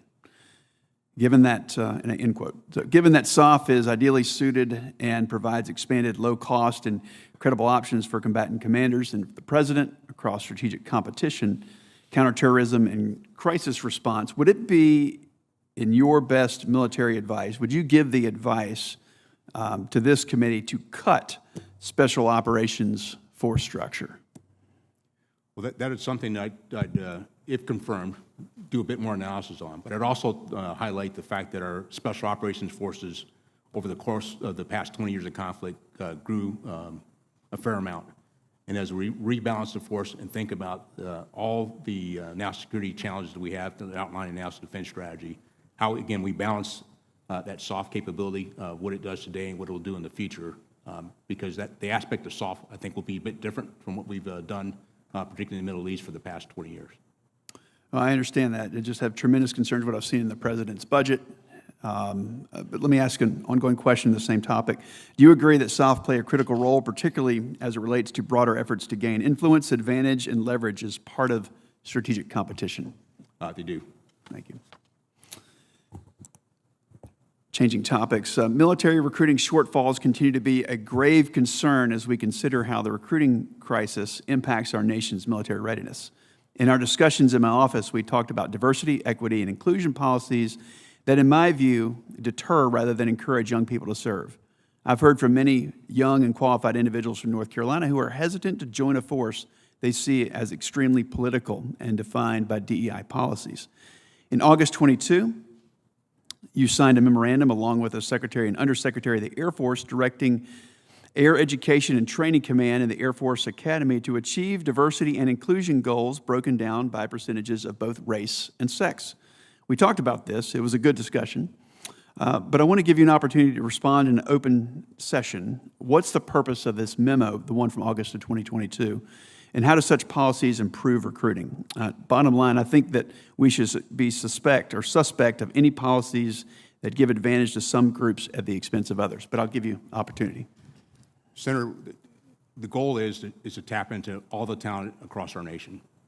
And that memo outlined applicant goals. And the goal there was to actually outreach to broader aspects across the nation and show them the opportunities to join the force. What the memo also says is there's a goal to allow those young people to understand what the opportunities are, but to get selected and to come into the academy, ROTC, or any other program, it's merit-based. And they have to be qualified and meet the standard to join. We've got to make sure we provide the opportunity. We've talked about, I've talked personally about recruiting the aspect. Young people only aspire to be what they know about. And if they don't know anything about the military, and we don't outreach to them, we may miss some tremendous talent. But they've got to be qualified because we're a merit-based organization. And that's the way we've operated for an extended period of time. And that's the way we will continue to operate as a military force. Thank you, General. I yield back. Thank you, Senator Budd. Senator Peters, please. Thank you, Mr. Chairman. General Brown, good to see you again, and congratulations on your nomination, and thank you for your years of service.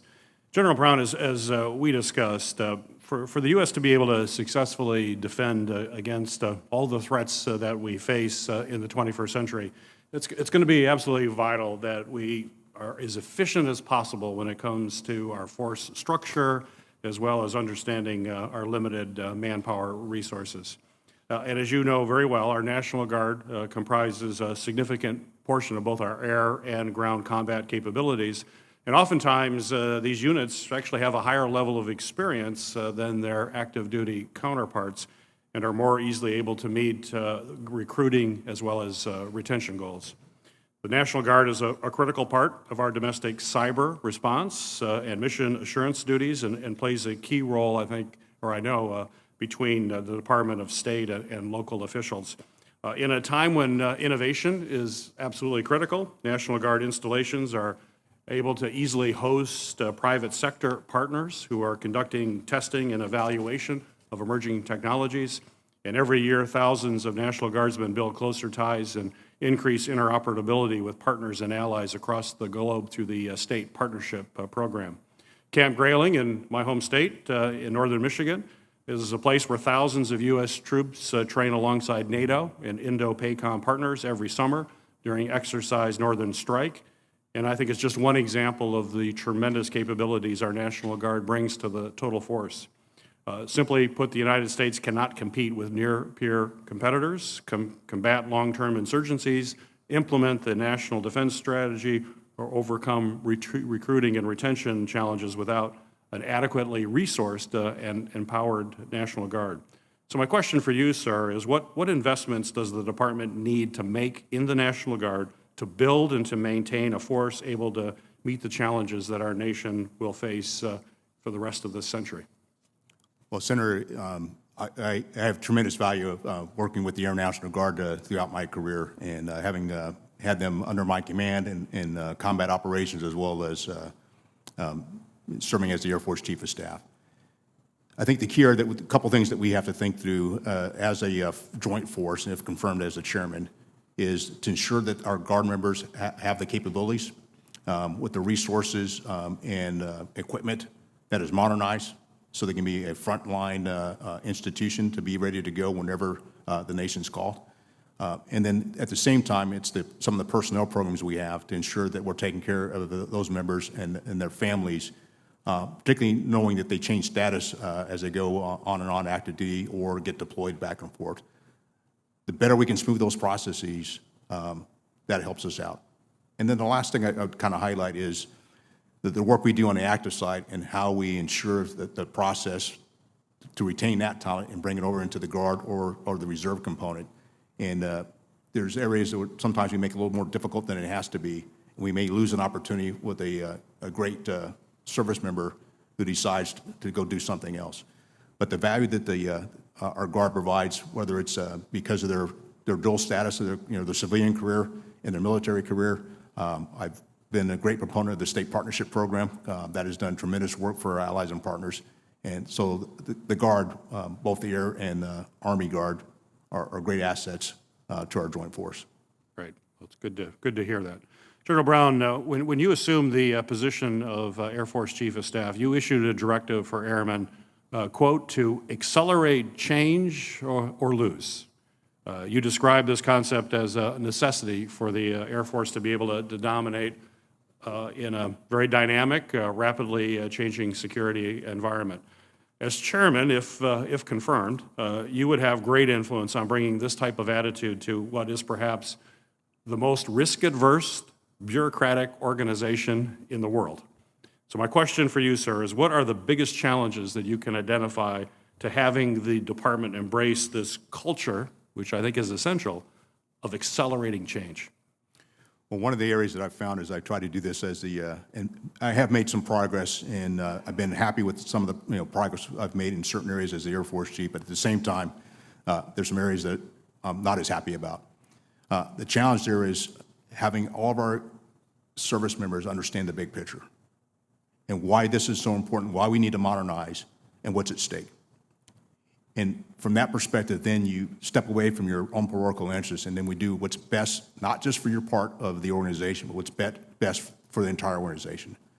That's how I've approached it as the Air Force Chief of Staff. If confirmed, that's exactly the way I approached it as a chairman, as a Joint Chief.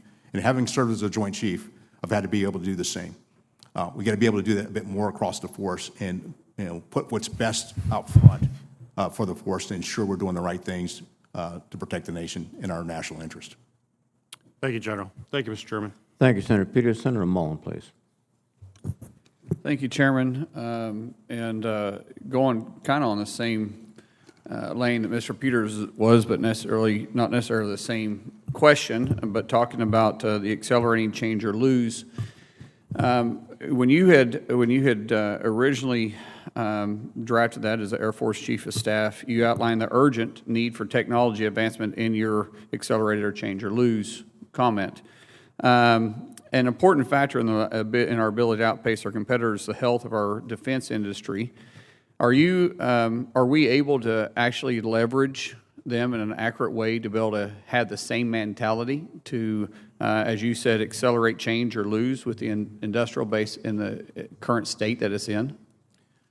I do think we can. And here's the thing I've found as a service chief for the past 3 years after our accelerate change or lose, that it's not a flip of a switch. It's a bit of a culture change that takes a bit of time to get it bought into the force and start to move. And so what I have seen is aspects of the defense and industrial base, aspects of the defense industry to start to shift. We've been able to do it in certain programs, a couple programs for the Air Force. The B-21 program is a good example. Right. Sentinel's a good example. Next Generation Air Dominance are good examples where we've taken a different approach to drive ourselves in a different direction.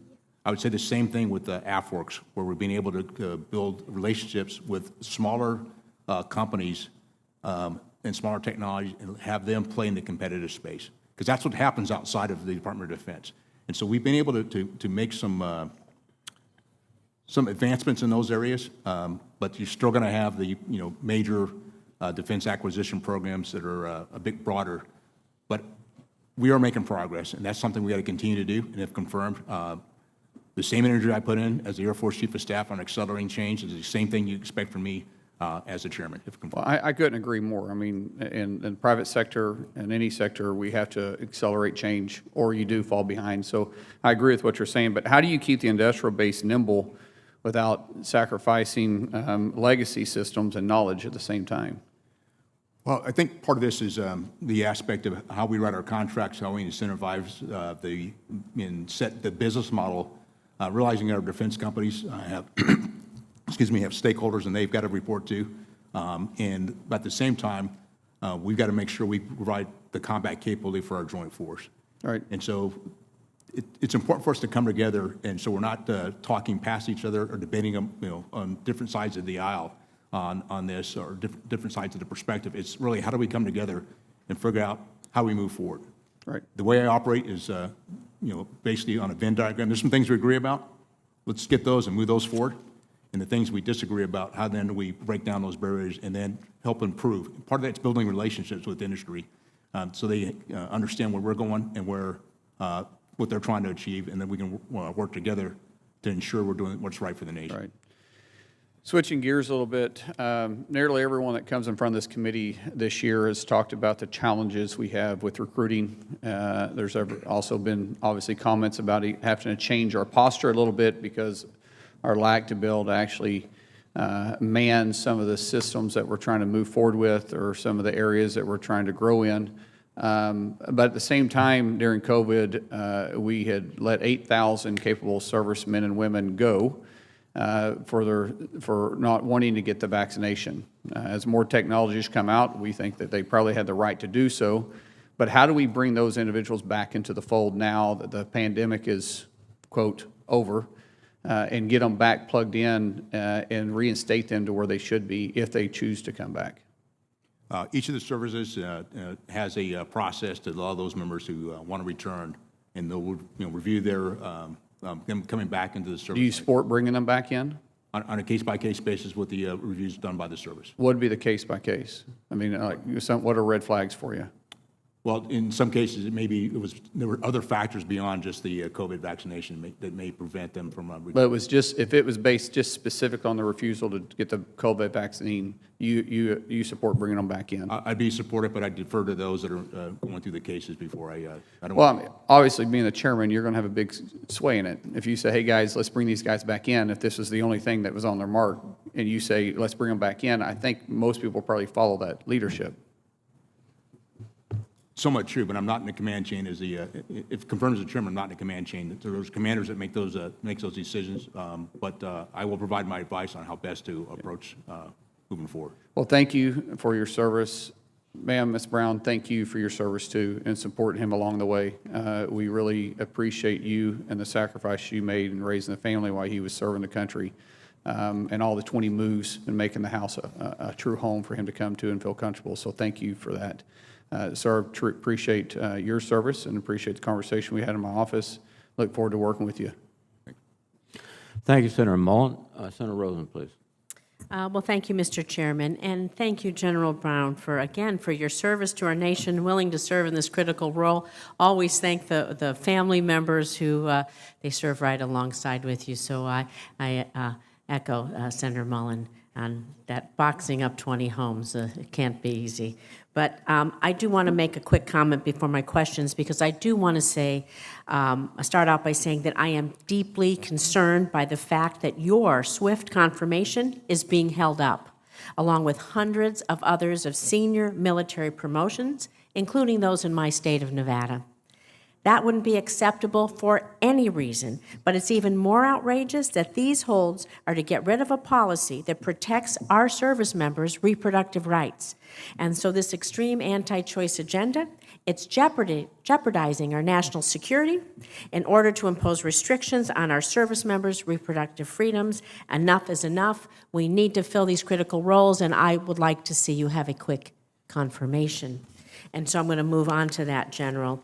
As my colleagues have been talking about, maintaining our technological edge, because we know that there's global competition for a skilled workforce, declining investments in R&D, and DoD contracting challenges and the STEM workforce gap. They are all impediments to eroding our defense technological edge with our adversaries. Meanwhile, we also know that China is investing heavily in advanced technologies such as artificial intelligence, biotechnology, quantum computing, so we talk about accelerate, change, or lose.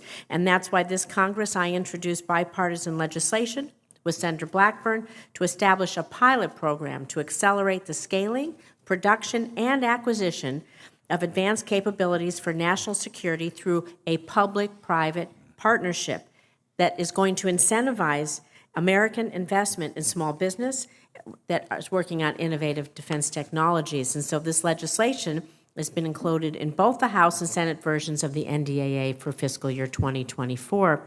So building on some of the prior questions, General Brown, if confirmed, how might the public-private partnership that catalyzes investment in advanced capabilities really enhance our competitiveness with China? Well, if confirmed, what it does for us is it actually has us being able to tap into all the technical capability within our nation. And that's why the aspect of these public-private partnerships are so important, because there are certain things that happen outside of the Department of Defense that provides great capability that it will solve some of the operational problems that we are faced with that will help us better defend the nation. And that partnership, to me, is so important. And it's the aspect of how do we come together and build these relationships create the dialogue, and solve problems together that benefit both the private sector, but also the public sector, and particularly the Department of Defense. Thank you. I want to move now on to combating Iranian aggression, because just last week, Iranian naval vessels attempted to seize 2 foreign-flagged commercial tankers right in international waters. Notably, this incident involved an Iranian Navy warship, not an Iranian Revolutionary Guard Corps vessel, which is a troubling escalation.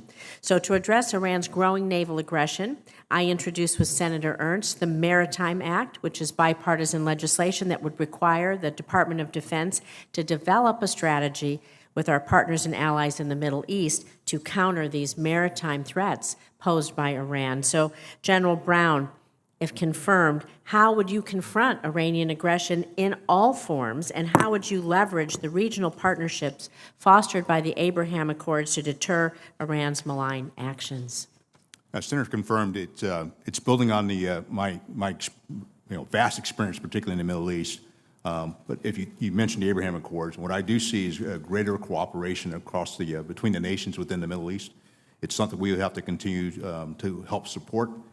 Part of that is ensuring that as we do this, we're also providing them the capabilities to be able to support efforts to push back against Iranian aggression in all forms. And we've been able to do that in the past, but as you highlighted, the work and the threat has gotten more complicated, and so we cannot rest on our laurels. We've got to continue to work hard with our partners in the region and give them the capabilities in the and also working with them as well, because we've got to be part of the solution as part of the United States in our military force as well. Thank you. I want to talk a little bit again on our capacity to really meet the challenges going forward. And we know that cyber challenges are huge. We know in the private sector, really huge to get that employment, get the skilled technologists, and we know that in the military as well. And as I've noted before this committee numerous times, our nation does face these unprecedented cyber attacks, consistent shortage of talent, cyber talent. They pose a significant threat to our security. I have a bill to find solutions such as my Civilian Cybersecurity Reserve Act. It was included this year as an NDAA for fiscal year 2024 to provide the DoD with qualified civilian personnel to support the department's cyberspace operations and ensure we have the talent needed to defeat, deter, and respond to malicious cyber activity, especially at times of greatest need, to provide surge capacity. And so I know my time is just about up, but if you could answer quickly, how might non-traditional cyber reserve models be a possible pathway to recruit personnel who might not otherwise choose to serve full-time but possess those valuable cyber skills? Senator, it allows us to tap into the great talent and capability across our nation, and to allow us to address national security needs. And building those relationships, I think, are going to be important as a nation as we go forward.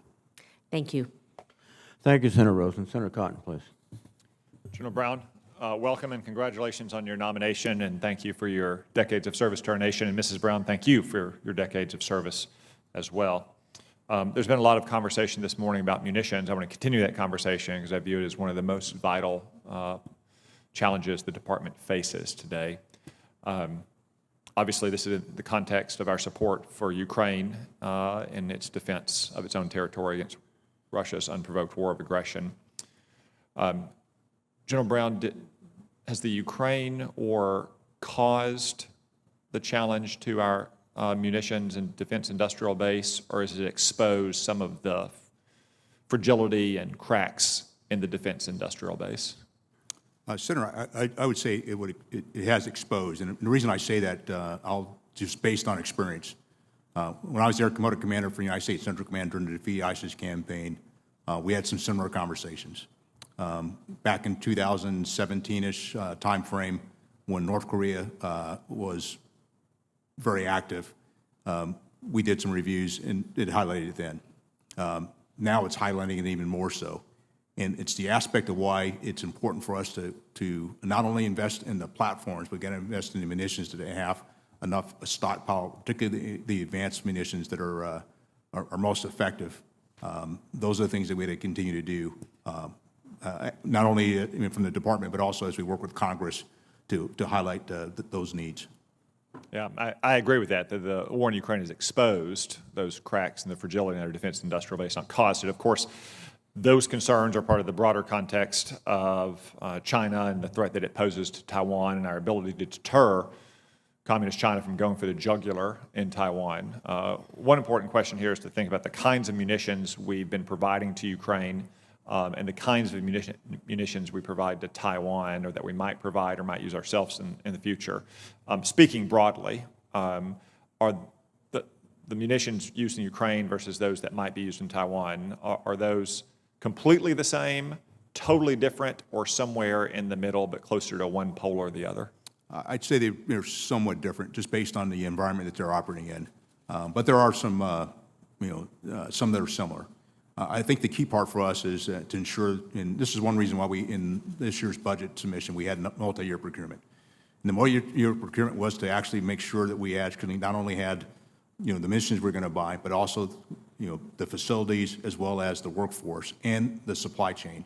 And that's the value of having these multi-years. So you set some predictability for the defense and industrial base, so it's not an up and down with each budget cycle, and that'll help us better, help them better plan and ensure we have the capability not only for ourselves, but as we also think about our allies and partners as well. Well, I'm glad you raised multi-year procurement, because I think that that's been something that could help address this problem. It's not a silver bullet, but could help address it. To be clear, multi-year procurement, though, isn't necessarily about saving money for the department, but about giving predictability and certainty to the companies across America that assemble or make components for these munitions. Is that correct? That's correct. It's about building capacity. It's about buying down risk in the future. You can't not put a price tag on risk. Ideally you do want to save money, but in the big scheme of things, it's actually, you got to actually get the facilities built first. That's going to be some capital investment that you can then, when you start to produce, that's where you may get some of the savings in the future. Because if you're sitting at the head not of the United States military, as you will have confirmed, but rather, say, at the head of a major defense contractor like Lockheed or Northrop, or even one of their subcontractors who, say, makes parts for the rocket motors or the explosives or the steel, those are major capital-intensive investments if you're going to expand a line or even add a new line. And obviously, you'd be concerned if you can't have multi-year certainty that that line is going to be at full capacity. Is that right? It's not only the line and the capacity, it's also the workforce to ensure they're going to be available, and the subcontractors to support the major aspects that you need to pull together. I think you and the department have convinced the authorizers on this point. I think maybe the appropriators still need some convincing to do. I'm confident our chairman, who also sits on the Appropriations Committee, can carry your points to the Appropriations Committee. One final question I want to raise, since it's been in the news, is what's sometimes been colloquially called as 155s over the last few days. That's a 155 millimeter artillery shell. That's one of the most basic shells that we use or that our Western partners use. We've spent about $1.5 billion on production of 155 shells over the last 6 years, or I'm sorry, over the last 6 months, to get to the point to quintuple our production rates. I've looked at the inventory numbers, which in combination with donations from other allies and partners don't appear to be approaching concerning levels yet. We've also heard in this committee from several leaders that 155 production rates right now are sustainable. Do you think that we are currently low on 155 millimeter artillery shells? Senator, I have not looked at it that closely. I'd have to come back to you with maybe a question for the record on that one. Okay. Could you do that, please? And if confirmed, also, if you conclude that we are not in fact low, could you perhaps, as your role of the principal military advisor to the President, share the news with him? Because I think he may have misspoke somewhat in an interview recently. Thank you, General Brown. Thank you, Senator Cotton. Senator Schmidt, please. Thank you, Mr. Chairman. Good morning, General. General, do we have too many white officers in the Air Force?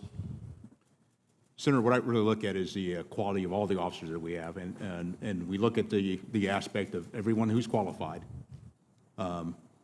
meets the qualifications, is promoted. And when I would agree with you, but that answer is not consistent with your August 9th memo. In your August 9th memo, you said that you signed on to that there should be a reduction, essentially, of about 9% of the white officers. That's 5,400 We have 5,400, too many white officers. And this is the real impact, I think, of this desire of the administration. I'm saddened to see this in this memo, of this obsession with sort of race-based politics being interjected into our military. How did you come up with the percentage of 67.5% of the officers should be white? And how did you come up with 13% should be black? And how did you come up with 10% should be Asian? And how did you come up with 1.5% should be American Indian and Native Alaskan? How did you come up with 1% being Native Hawaiian or other Pacific Islander? And how did you come up with 15% of our officers should be Hispanic or Latino? Senator, that is based on that memo is on application goals, not the actual makeup of the force. And those numbers are based on the demographics of the nation. Okay, well, all right. There's 10% of our country is Asian American. So is that where you came up with it? Just a percentage of the population? Essentially. Because right now the actual percentage, I mean, this is where this is a ridiculous conversation, to be perfectly honest. Because why didn't you come up with, or are you going to come up with the percentage of the overall force? Did you contemplate that?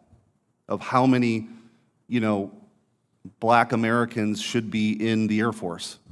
Or how many Asian Americans should be in the Air Force? Did you contemplate the total force percentages? Senator, what we looked at was the aspect of providing opportunities for anybody who wants to serve. Listen, if that were the case, if that were what was in this memo, I wouldn't be asking you these questions. But we have in a memo signed by you that you think right now there are too many white officers, and this is a blanket statement. And so I could go down the line of questioning of which of the 5,400 white officers that we have too many should be fired. Because that is the actual impact of all this. I agree with you. Your story about wanting to be the best pilot in the Air Force, regardless of race, that is what the military is supposed to be. It's this great meritocracy. It's why there's uniforms and haircuts. And I've heard so many of my colleagues talk about, infusing abortion politics into this. That is exactly what's wrong. This administration has infused abortion politics into our military, COVID politics into our military, DEI politics into our military, and it is a cancer on the best military in the history of the world. Those men and women deserve better than this. This idea that they have to go through these struggle sessions with DEI training. Because trust me, I believe that we ought to have the broadest pool of applicants and get the best and the brightest, and we ought to be recruiting in various areas to make sure we have the best and the brightest from every community, regardless of your race or your gender or your ethnicity. But that's not what DEI is. DEI is an ideology based in cultural Marxism. And somehow, some way, we ended up in a place where a general in the Air Force is advocating for racial quotas, whether it be by applicants or the number of officers or maybe the total unit. And I just think that's wrong. I think that's the wrong approach. You have had a distinguished career, and I thank you for your service. I just don't know how we can continue to have leadership that advocates for this divisive policy. And so I'll ask you also, there have been 8,500 military men and women fired because they chose not to get a vaccine. If confirmed, what would you do to go out, not just they can reapply and there's a process, to go out and recruit these folks back? What would you do to do that? What would you do to accomplish that?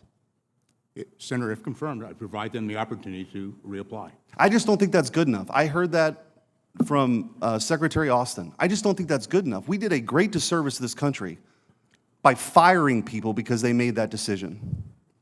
I think they ought to be reinstated with rank and back pay. I have not heard that from anybody that's come before this committee, and I'm saddened by that. I think I'm out of time, Mr. Chairman. Thank you, Senator Schmidt. Senator Duckworth, please.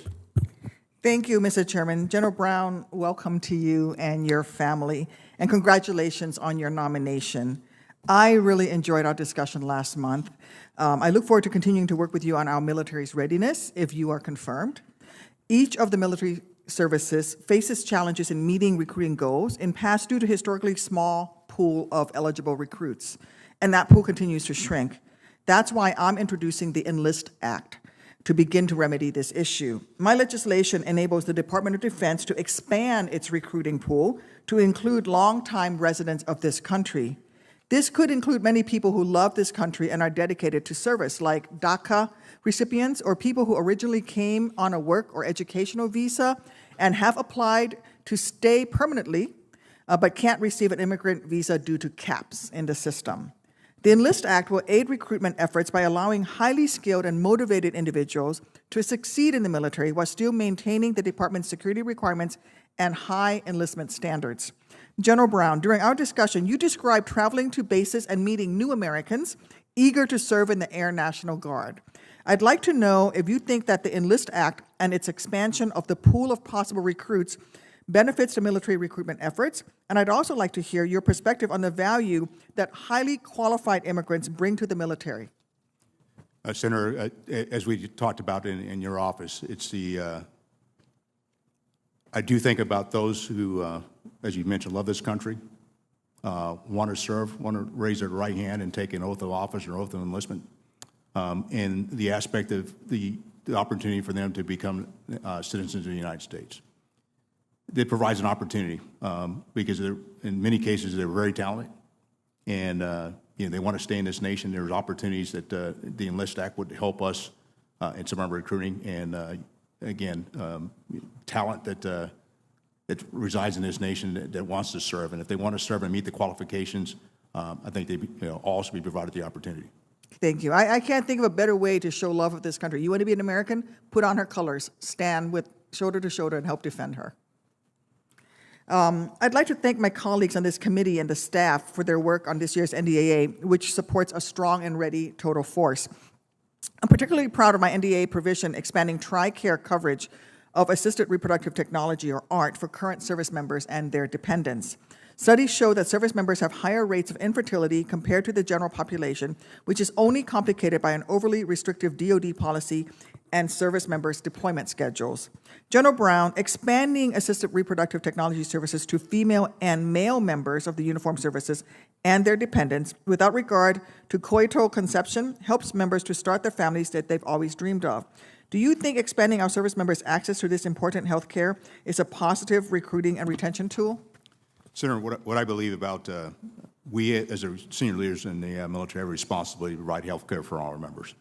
And when I think about providing health care, I don't try to determine aspects of what type of health care, but health care at large. And we've done that in the past. We need to continue to do and support our military members and their families with the health care to ensure they're healthy, and we'll, again, continue to serve and be part of the greatest fighting force in the world. Thank you, General. And earlier this year, I led an Indo-Pacific CODEL that reinforced to me just how important our alliances and partnerships are in the region. I'm going back there again in August, Philippines, Indonesia, Thailand. I think that these partnerships are incredibly important, and I've asked these same questions of every service chief who's come before this committee, because I think we can be doing so much more to better these key relationships. General Brown, you have deep experience in interacting with allies and partners in the Middle East, in Europe, and in the Indo-Pacific. Can you speak about your personal relationships with air chiefs from other nations and how that may benefit your role as chairman of the Joint Chiefs of Staff if you are confirmed? Well, Senator, when I think about it, it's all about relationships, and it's the relationships I've been able to build with these various air chiefs. And in some cases, the air chief is retired and a new air chief comes in, so I have relationships in the retired community as well. But it's also providing me opportunities to meet with the various chiefs of defense as I've gone and traveled around the world, and to include the Indo-Pacific. And if confirmed as chairman, I'll have an opportunity to deepen those relationships with the other chiefs of defense. And that's again, the value of these relationships I have as an air chief will open the door. And if I don't know that chief of defense, having a relationship with that air chief actually helps to open the door and continue to build a new relationship with the chief of defense who I don't already know if confirmed. Thank you. And Mr. Chairman, just one very quick 10 seconds. Thank you. I just wanted to clarify, because I came in late. I apologize for that.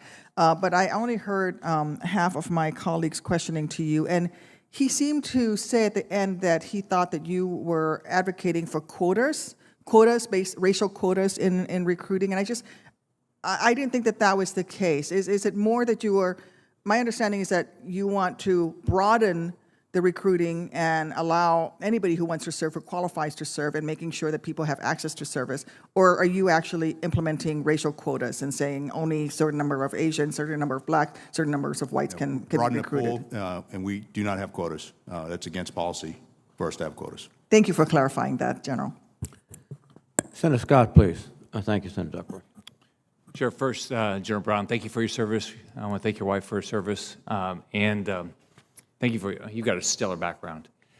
I just got back from the Middle East. I was in Israel when they had to go into Jenin and kill the terrorists that were targeting Israeli citizens. And everybody I talked to in Israel, all they talked about was the problems with Iran. Went to Bahrain, and they were concerned about the menace of Iran. And I went to UAE. It's the same thing. Everybody is concerned about what's going on with Iran. Also, while I was over there, the U.S. Navy was able to, and you really have to admire, I think it's Fifth Fleet, what they did. They stopped 2 ships from being taken over by Iranian forces and did a great job. And so here's my question. Can you, and as far as I understand, most of these tankers that are going through the Strait of Hormuz are not flagged in America. They're not owned by American companies. So can you talk about what's the value of the U.S. military, U.S. Navy being there? 2, that's number 1. Number 2 is, are our allies doing their part, all right? Or should we be doing less and let our allies deal with it? Well, the role of the U.S. Navy in that region is, along with the other services, is to help provide security within the region, which actually may have a global impact. And so the role that the Navy plays to help the free flow of commerce that impacts not just the United States, but more broadly other those countries in the region, but many of our allies and partners, and that plays a key role in our participation there.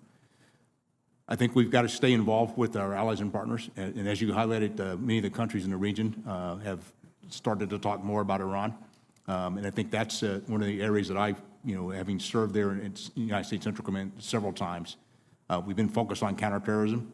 You now think about the aspect of Iran in the national security documents, national security strategy, national defense strategy. The coalescing of all the nations now to talk about this provides us an opportunity to work more closely together in our collective efforts to deter the activities by Iran, whether it's in the Strait of Hormuz, in the Gulf, or any other place in the Middle East. Thank you. Another thing they brought up is, and a lot of the leaders were concerned about what the Biden administration is doing with regard to trying to negotiate some sort of deal with Iran. And then once I get back, I hear that the FBI is investigating Rob Malley, who recently served as President Biden's special envoy to Iran because his security clearance was suspended based on mishandling of classified information.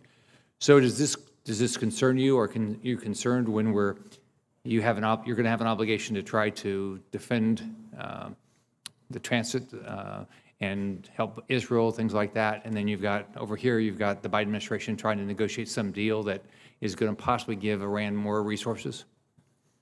Well, sir, the thing I do think about is the role of how all parts of our government play in our overall deterrence, and it's not just what the military does. It's what we do in the diplomatic space, what we do in the information space, what we do economically.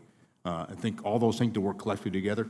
And if confirmed as the chairman of the Joint Chiefs, I think I have a responsibility not only to provide, I need to provide the military advice, but I need to put it in the context and understanding the other factors that are in play as well.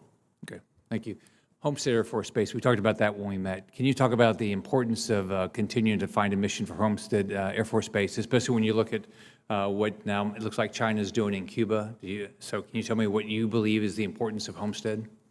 Well, having spent 4 years at Homestead, and matter of fact, that's where my wife and I, our first assignment after we got married, we have fond memories of being there. But to your question, it's the capability we have down in southern Florida and you know, that reserve unit and having flown with that reserve unit when I was stationed or active duty, is still being able to have a capability. That's something that we're working internal to the Air Force to ensure that the Homestead, you know, still has a mission, and we still have a platform to operate there. And continuing dialogue that we will have and we'll have with you as well, and the Air Force will have with you as well as we look at Homestead and ensure that we maintain a mission there. All right. Thank you, and thanks for your service. Congratulations on your success. When I joined the Navy, it was a melting pot. It was a great melting pot. It gave you an opportunity to meet people that you probably would never meet. And I don't believe in quotas. I don't think anybody should, but I do believe it's a great melting pot. And I think if we can recruit more people from different backgrounds, we ought to be doing that. But don't ever impact somebody's ability to get ahead because, you know, they might have a different skin color or background than somebody else. But it sounds like you completely agree with that. I do. Thank you. Thank you very much, Senator Scott. And General Brown, thank you, too. I just want to raise an issue or a discussion about this August 2022 memorandum. It was designed to increase the pool of applicants, essentially to search for more talent. It was not designed to set the composition of the Air Force. Is that accurate? That's correct. It was only application goals. It was not designed to eliminate the opportunities for anyone. It was just looking to open up the opportunities for as many as we could and make sure we're outreaching to. And this memorandum was signed by the Secretary of the Air Force, the Undersecretary of the Air Force, the Space Operations Chief, and also, I believe that's it. So it was a combined effort by the leadership of the Department of the Air Force. Yes, Chairman, it was. I'd like to quote from the memorandum. These goals are aspirational, aligning resources to invest in our long-term objectives and will not be used in any manner that undermines our merit-based processes. So the memorandum clearly declares that merit is the one standard by which you merit accession to the Air Force and promotion in the Air Force. Yes, Senator. As a matter of fact, if that kind of statement was not included, I would have never signed that letter. I completely concur, and I know your character, you would not have signed the letter. General Brown, thank you. I look very forward to your confirmation. I think you will lead with distinction and set an example of professionalism, skill that is continuing the example set by your predecessors. With that, I will adjourn the hearing. Thank you. Thank you.